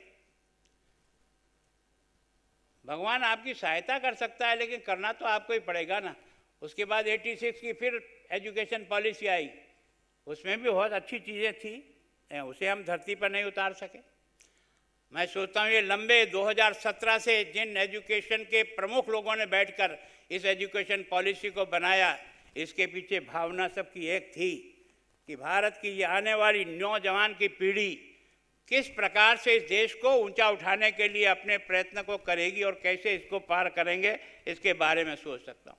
मैं सोचता हूँ कि इस इंफ्रास्ट्रक्चर डेवलपमेंट में किसी प्रकार की कमी, अभी पूर्वांचल है आपका और मेरा, ये पूर्वांचल अगर आज की तारीख में शांत अमन चैन हुआ है तो इसके कारण से प्रगति की दौड़ में बढ़ी है। इसके लिए भी तो किसी ने प्रयत्न किया होगा, इस अमन चैन शांति के लिए भी तो जिन्होंने इनको समझाया होगा, जिन्होंने इनसे एग्रीमेंट किया होगा, जिन्होंने इनके हथियार डलाए होंगे, जिनको इन मुख्य धारा में जोड़ने का प्रयत्न किया है, वो भी कोई व्यक्ति ही होगा ना। तो इसका मतलब हम काम तो कर सकते हैं, हमारे भगवान ने इतनी शक्ति दी है, पर हम उसको मन से लागू करने के लिए प्रयत्न नहीं करते। मैं सोचता हूँ ये देश पहला देश होगा, इस देश के प्रधानमंत्री ने 80 करोड़ लोगों को कोविड के समय से लेकर के अब तक 5 किलो गेहूं और 5 किलो चावल निःशुल्क उपलब्ध कराया है। दुनिया का कोई देश नहीं है जिसने इतने लंबे समय तक अपने लोगों के लिए इस प्रकार की सुविधा की। ये जो कोविड की वैक्सीन बनी, आप और हम सब जब कोविड चला था, लगा था कि अब बचेंगे कि जाएंगे, सारी दुनिया घबरा गई थी, लेकिन देश के प्रधानमंत्री की हिम्मत देखो, इसने अपने साइंटिस्टों को शाबाशी देते हुए आगे बढ़ाया, वैक्सीनेशन तैयार करो, वैक्सीनेशन तैयार करो। स्वयं ने जाकर लेबोरेटरी में स्वयं उनके साथ खड़े होकर के उनकी हिम्मत बढ़ाई और दुनिया में 2 वैक्सीन बनाने का सौभाग्य हिंदुस्तान को पहली बार किसी ने दिलाया, इस देश के प्रधानमंत्री ने दिलाया। और इसके कारण से 220 करोड़ लोगों को मुफ्त वैक्सीनेशन अगर कहीं हो सकता है तो हिंदुस्तान में हो सकता है। काम करने की जज्बा है। और देश के प्रधानमंत्री ने आपको और मुझे उपदेश दिया तो केवल भाषण से नहीं दिया है, अपने स्वयं के जीवन से देने का प्रयत्न किया। दोस्तों, वास्तव में हमारा सौभाग्य होगा कि इस समय देश ने जिस गति को आगे बढ़ाया है, उसका लीडर बहुत तेजी से आगे बढ़ा है। सीमाओं की सुरक्षा करने के लिए दीपावली पर कौन जाएगा? ये पहला प्रधानमंत्री है जो दीपावली पर अपने फौजियों के साथ मनाता है। देश ऐसे मजबूत बनता है और देश का सैनिक इसलिए मरता है, लड़ता है। उसका लीडर किस प्रकार का है? क्षमता तो उसमें पहले भी थी, ऐसा नहीं था उसमें क्षमता नहीं थी, पर चूंकि हम निर्णय करने में अपने आप को समर्थ नहीं समझते थे, और ये निर्णय करने में चला के गोली मत मारना, लेकिन सामने से आए तो साले को 10 ठोक देना, तुम्हारा जिम्मेदार मैं बैठा हूँ। इस प्रकार की हिम्मत से जब बात होती है ना, तब देश खड़ा होता है, तब देश चलता है। और देश चलता है तो जमीन से नहीं चलता है, आदमी से चलता है। और हम किस फैक्ट्री के मालिक हैं? जिस फैक्ट्री में इंसान गढ़ा जाता है। अगर हमारी फैक्ट्री में इंसान नहीं गढ़ा गया तो देश को क्या पत्थर बना सकते हैं? क्या बना सकते हैं? ये लूटने वाले भी तो हमने ही पैदा किए, कहीं भगवान ने थोड़ी भेजा था ऊपर से। इसका मतलब कहीं न कहीं हमारे संस्कारों में कमी है, कहीं न कहीं हमारी शिक्षा में कमी है, कहीं न कहीं हमारे व्यक्तिगत जीवन में कमी है। हमारा व्यक्तिगत जीवन ही बच्चे को बनाता है। अगर गुरु में कुछ है तो ही बच्चा उसमें से प्राप्त करेगा। गुरु में अगर कुछ नहीं है तो केवल नॉलेज तो पेट भरने के लिए बनेगा, देश बनाने के लिए नहीं बना करता है। मैं सोचता हूँ हम शिक्षा से सब जुड़े हुए लोग हैं। आज इस चुनौती के लिए है ना, देश के प्रधानमंत्री जी ने आपको, मुझे, सबको बुलाकर, सारे हिंदुस्तान के शिक्षा क्षेत्र में काम करने वाले इन सब लोगों को बुलाकर अपनी मन की बात कही। उसके पीछे कोई उसका मन का सोच है। क्षमता हमारे में है, इस देश में कोई कमी नहीं है, पर इस क्षमता का उपयोग आगे कैसे बढ़े। तो ये जो राष्ट्रीय शिक्षा नीति 2020, आप मल्टी डिसिप्लिनी, ये डिसिप्लिनी है ना, हमारा बच्चा जब निकलता है ना तो गांव में बैठने से भी अपने आप को यूँ समझता है, यूँ झूला धूड़ा झाटकता है। जो जिस जमीन से उठ कर के आया, जो जमीन में पैदा हुआ, उसे जमीन से ही प्यार नहीं रहा, इसका मतलब हमने उसको क्या सिखाया? हमने उसको, हमारी शिक्षा ही तो उसे बनाती है। और इसलिए इस चुनौती, आज मैं बहुत कुछ बोलना चाहता था लेकिन नहीं, मैं आप सबसे रिक्वेस्ट करता हूँ, भगवान के लिए हमको एक ऐसा क्षेत्र दिया है जिससे हम आने वाला मुल्क बना सकते हैं। अगर 2047 कोई बना सकता है तो शिक्षा का मंदिर बना सकता है। आप और हम तो जरूर चले जाएंगे, 2047 में नहीं रहेंगे, पर ये आने वाली पीढ़ी 2047 को बनाने वाली आपके और मेरे सामने बैठी है, यही बनाएगी। इसको हम कैसा बनाते हैं उसके आधार पर देश बनेगा। मैं सोचता हूँ इस बात को आप सभी विद्यार्थी भाइयों से भी मेरी प्रार्थना है कि हम में जो क्षमता और जो ताकत है, वो ताकत केवल, जैसा शिक्षा मंत्री जी ने कहा कि हमारा वास्तव में पढ़ाने का ध्यान केवल इंटेलिजेंट लड़कों से, हमारे यहाँ से कौन गोल्ड मेडल लिया, कोई मतलब नहीं है। जो सबसे पीछे रह गया उसको आगे कौन लाने का प्रयत्न करेगा, उसका दर्द किसको है। पहले आप और मैं जब पढ़ते थे ना, तो हमारे गुरुजी कमज़ोर बच्चों को भी अलग बिठा करके एक्स्ट्रा टाइम में जब घंटी बज जाती थी उसके बाद वो पढ़ा करके उस बच्चे को बराबर लाने का प्रयत्न करता था। आज हम में से कौन करता है? आज हम में से कौन है? हम तो घंटी के साथ आते हैं, घंटी के साथ चले जाते हैं। वो गुरु नहीं हो सकता। जो घंटी के साथ आता है और घंटी के साथ चला जाता है वो गुरु हो ही नहीं सकता।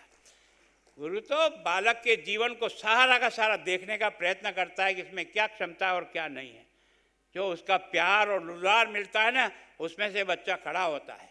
भगवान हो सकता है उसको पढ़ने की दृष्टि से टैलेंट नहीं बनाया होगा, लेकिन उसको कोई ना कोई क्षमता उसको जरूर दी होगी। हम अगर उस क्षमता को ढूंढ करके आगे बढ़ा दे तो देश के लिए उपयोगी हो जाएगा। एक अच्छा बालक हो सकता है, लेकिन एक अच्छा खिलाड़ी बन सकता है, रनीना बन सकती है। बनाने वाले तो आप ही हो। खेलो इंडिया क्या है? इस व्यक्ति ने सारे क्षेत्रों में हमारी आने वाली यूथ को आगे बढ़ाने का प्रयास किया। खेलो इंडिया, खेलो इंडिया। अब की बार 107 मेडल जब लेके आए ना, तो हिंदुस्तान के 144 करोड़ लोगों का सीना फूल गया है। देने वाले कौन है? यहीं के बच्चे हैं। इसका मतलब इन बच्चों को उस दिशा में बढ़ाने का प्रयत्न करना पड़ेगा। और उस काम को कौन कर सकता है? आपसे अच्छा कौन कर सकता है? आप सारे वाइस चांसलर साहब बैठे हैं। मैं ये जानता हूँ कि वो स्कूल अच्छा होगा जिसका प्रिंसिपल अच्छा होगा, मेरी गारंटी है। वो स्कूल अच्छा होगा जिसका प्रिंसिपल ठीक होगा, और वो यूनिवर्सिटी अच्छा होगी जिसका वाइस चांसलर अच्छा होगा। क्या चीज़ नहीं हो सकती है? किया जा सकता है। और जब देश में एक वातावरण बना है, देश एक तरक्की के रास्ते पर बढ़ रहा है ना, देश के अंतिम छोर पर रहने वाले व्यक्ति को आगे लाने के लिए अंत्योदय योजना के माध्यम से भी कहा 3 करोड़ मकान बन सकते हैं। कभी कल्पना भी नहीं की होगी यार कि हमारे इस पक्के मकान में मैं और मेरा बच्चे रहूँगा। ये देश का प्रधानमंत्री है यार। हर घर में नल से पानी पहुँचेगा, कोई सोच सकता था? हमने भी 40 साल की राजनीति की, लेकिन कभी दिमाग में नहीं आया कि हर घर को भी नल पहुँचेगा क्या, हर घर को बिजली पहुँचेगी क्या। मैं सोचता हूँ हम लोगों ने इस देश को बहुत गारत करने का प्रयास किया। और आज ये जो डायरेक्ट बेनिफिट ट्रांसपोर्ट की जो योजना है, मैं राजनीति में इतने साल से रहता हूँ, लेकिन जब वो लाल किले से बोले थे कि खाते खोलो खाते खोलो, तो हम जैसे दिमाग में आया क्या होगा इससे, क्या होगा इससे। ईमानदारी से कह रहा हूँ कि जी जाओ बैंक में खुलेगा खुलेगा, लेकिन आज सरकारी पैसा सीधा का सीधा ट्रेजरी से निकल करके उस गरीब के खाते में जाता है, जिसमें कोई कट नहीं मार सकता है। इसको कहते हैं बैंक का खाता खोलना, जनधन का। अगर ये नहीं होता तो कितने गरीबों को कट मारे जा रहे थे। और आप और मैं ही मारा था ना, आपका मेरा बच्चा ही तो मार रहा था। और कोई दुनिया से आसमान से उतर के आया था क्या? हम ही में से है। लेकिन एक छोटी सी दिमाग लगाने से डायरेक्ट बेनिफिट सबके सब उसमें जाने शुरू हो गए। 32 लाख रुपया ट्रांसफ़र हुआ है, 32 लाख। किसान सम्मान निधि के बारे में कोई सोच नहीं सकता। किसान को अकड़ा, ये वाइस चांसलर साहब बैठे हैं। अगर हिंदुस्तान में सबसे खराब स्थिति किसी की है तो हिंदुस्तान के किसान की है। मैं जब पढ़ता था तो मेरे गांव में कहता था, गांव का सबसे प्रतिष्ठित आदमी कौन? तो जिसके पास सबसे ज़्यादा खेती की ज़मीन और जिसके पास सबसे जानवर हो, गांव का सबसे प्रतिष्ठित। हमें पढ़ाया जाता था उत्तम खेती, मध्यम व्यापार, नीच नौकरी। आज उल्टा हो गया, आज उल्टा हो गया। इसका मतलब यह है कि हमने उसके हक हकूक़ के बारे में, उसके बारे में चिंता नहीं की। और मैं सोचता हूँ जिस देश का किसान गरीब, वो देश गरीब। आपके और मेरे कुछ लखपति बन जाने से देश लखपति नहीं बनता है। देश लखपति तब बनता है जब हर एक के घर में 2 पैसा हो, वो अपने बच्चों को पढ़ा सके। आयुष्मान योजना चालू की, किसी के दिमाग में नहीं आया क्या? 5 लाख तक का मुफ्त इलाज, वो भी 50 करोड़ लोगों को। कोई गारंटी दे सकता है? दिया किससे? आपके ही फंड से। वो क्या अपने घर से थोड़ी लाए थे? कोई पैसा उनके घर का नहीं है, पैसा तो आपका ही है। लेकिन इस जीएसटी के कारण से प्रति महीने का कलेक्शन 1,87,000 करोड़ का अगर कोई बना है, तो देश को टैक्स देने की आदत किसी ने डलवाई है ना, तो वो इस प्रधानमंत्री की इस जज्बात ने डलाई। और जनता ने भी सहयोग किया दोस्तों। जो लोग टैक्स नहीं देते थे, आज टैक्स चल करके देते हैं, उनकी संख्या 3 गुनी बढ़ी है। इसका मतलब इस देश में हो सकता है लीड करने वाला व्यक्ति का दिल और दिमाग ठीक हो और उसका ईमानदारी से अगर वो काम करे जनता के लिए, तो जनता पागल की तरह से उसके पीछे चलने को तैयार है। क्योंकि महात्मा गांधी ने आपको और मुझे चला करके बताया। हम ही लोग थे जो अंग्रेजों की गुलामी करते थे, हम ही लोग थे जो उनको तोकते थे। लेकिन उस आदमी ने एक जीवन का व्रत लेकर के जिस प्रकार से निकला, केवल गांव में बैठा था, और जब रात को उसको लगा कि जो बहनें बैठी थी उनके शरीर से बदबू आ रही थी, उन्होंने कस्तूरबा को कहा, इनको पूछो ये नहाती क्यों नहीं है। उन्होंने जाके पूछा, बहनें तुम नहाती क्यों नहीं, तुम्हारे शरीर से बदबू आ रही है। तो उन्होंने कहा कि यही कपड़े हैं, जब सुखाएंगे तब पहनेंगे। और जब आकर गांधी को ये बताया कि ये हालत है, उस आदमी ने प्रण किया, मुझे पूरे कपड़े पहनने का कोई हक नहीं इस देश में, जब तक मेरे देश की हर जनता को कपड़ा पहनने को नहीं मिलेगा। उसने लंगोटी लगा करके जब निकला ना, तब आप और हम सब उसके पीछे चल पड़े थे। अगर वास्तव में देश को कुछ करने की मंशा है, तो शुरू अपने से करना पड़ेगा। जब तक हम अपने से शुरू नहीं करेंगे और दूसरे के घर में कहेंगे कि यहाँ भगत सिंह पैदा हुआ, तो नहीं होगा। हमें पैदा स्वयं होना पड़ेगा। और मैं सोचता हूँ देश के प्रधानमंत्री ने जिस आज पीड़ा के साथ और जिस लक्ष्य को लेकर के 2047 का आपको और मुझे लक्ष्य दिया है, कभी भारत विश्व गुरु था, अब भारत फिर से विश्व गुरु बनने की ओर चल पड़ा है। केवल और केवल हम सबको मेहनत करने की आवश्यकता है, ईमानदारी से काम करने की आवश्यकता है। और ये शिक्षा के मंदिर आने वाली पीढ़ी को इसी बात की प्रेरणा दे करके उनके ज्ञान को बढ़ाए, जिससे संपूर्ण क्षेत्र में वो काम करने की स्थिति में आए। नौकरी पाने के लिए नहीं, नौकरी देने की क्षमता लेकर के हमारे यहाँ से निकले, तब लगेगा कि देश खड़ा हो रहा है, तब हमको लगेगा कि हाँ हमने वास्तव में तरक्की की। मैं आप सबसे स्वागत करता हूँ, अभिनंदन करता हूँ कि आज हमारी गवर्नर हाउस के अधिकारियों ने आप सबको यहाँ आमंत्रित किया और इतनी बड़ी संख्या में आप सब लोगों ने आज प्रधानमंत्री जी के मन की भावों को सुना और उसका निश्चय लेकर के जाए। केवल सुन करके चले जाने से कोई अर्थ नहीं निकलेगा।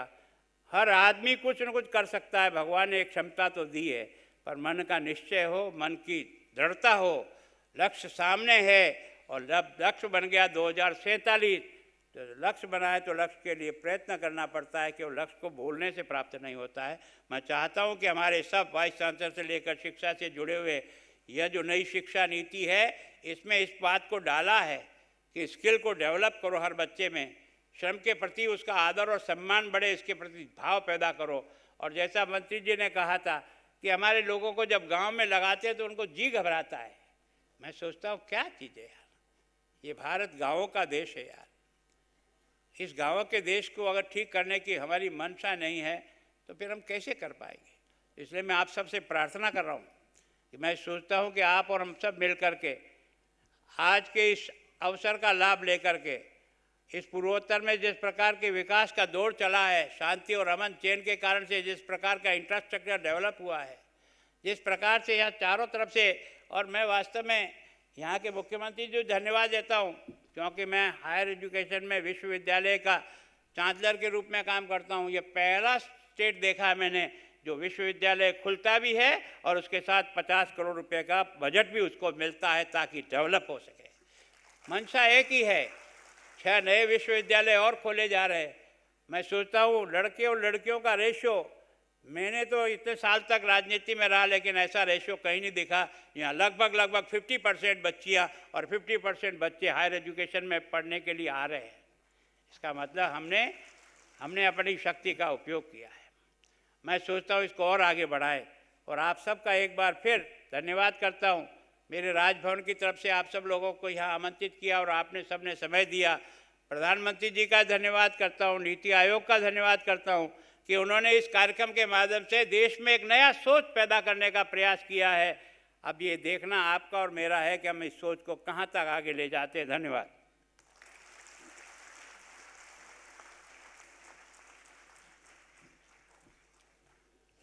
We are extremely thankful to you, sir, for your enlightening words. Ladies and gentlemen, it has been a wonderful deliberation in the intellectual ambience of IIT Guwahati today. This wonderful and thought-provoking program will remain incomplete without a vote of thanks. So may I now request the Secretary to the Honorable Governor, Swapna Dattadeka, to kindly propose the vote of thanks.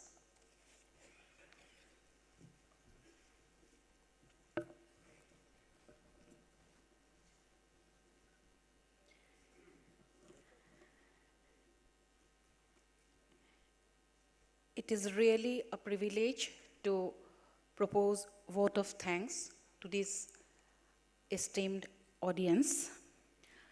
At the outset, we would like to thank Honorable Prime Minister of India, Narendra Modi ji, for his vision for Viksit India at the rate of 2047 and today's his initial presentation on the matter. We are grateful to Honorable Minister of Education, Dharmendra Pradhan ji, who addressed us today. We are extremely grateful to Niti Aayog for initiating this kind of program and guiding us throughout these last few days to have such a program. We are grateful to them. We are very much grateful to our Honorable Governor, Gulab Chand Khattar, for his support to have this program and his very valuable words, which just now he has delivered. We are grateful to Honorable Minister, Dr. Ronoz Pegu, sir, for his presence, his guidance, and his valuable speech.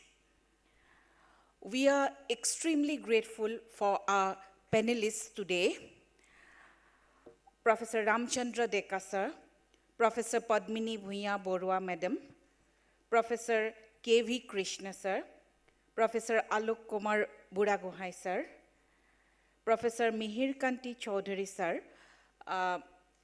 We must say that we are grateful to him not only for being a panelist today, but for his continuous guidance as advisor to the Honorable Governor in education matters. We are really grateful to him. We are very much grateful to Professor Nani Gopal Mahanta, sir, not only being the panelist today, but also being moderator and always guiding us. We are grateful to all higher education institutes present here and those who are online. We are grateful to them also. We are grateful to the Vice Chancellors present today, directors of higher education institutes present here, and principals of autonomous colleges and colleges present here. We are grateful to them not only for being here, but also organizing similar kind of program in their institutes, which are being webcast, and also sharing the links to the colleges and remote institutes and we have come to know that lots of people are having this view of this program, and also they are having discussion on the matter. So we are really grateful to him. Within such a short notice, they cooperated and extended their support immensely.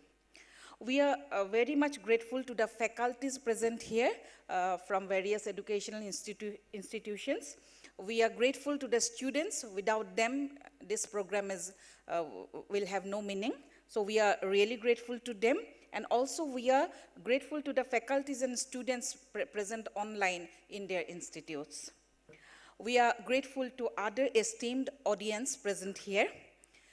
We are grateful to Department of Higher Education. We are working together. We are grateful to DIPRO, press and media. We are grateful to Department of IT, Department of Police. We are grateful to NIC, BSNL, Mtron, UB Photos. We must be grateful to Assam Tent House for the infrastructure support we are having here. We must thank immensely Director IIT, Professor Rajiv Ahuja sir, and we must mention the name of Professor Parameswar Iyer sir, without whose support it would not have been possible to organize in such a short period. For last few days, he is delivering continuous support in all aspects to us, and we are really grateful to the Director of IIT and equally to Professor Parameswar Iyer sir. Now coming to Raj Bhavan, as a host, we must thank our leader, we can say, Commissioner and Secretary to Honorable Governor Meenakshi Sundaram sir, for guiding us, showing us the way and supporting throughout. And we thank the entire Raj Bhavan team, all officers, all staff. Without their support, we cannot think of doing such a thing. And last but not the least, we thank Lucky Biswas for delivering our ideas, our concept, or whatever we visualize for today's program, who delivered today as an anchor. We are thankful to her. So once again, I thank each one of you present here, and we always hope for future cooperation from all of you. Thank you.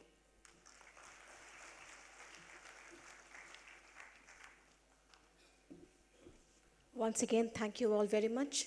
May I now request each one of you to kindly rise for the national anthem, please.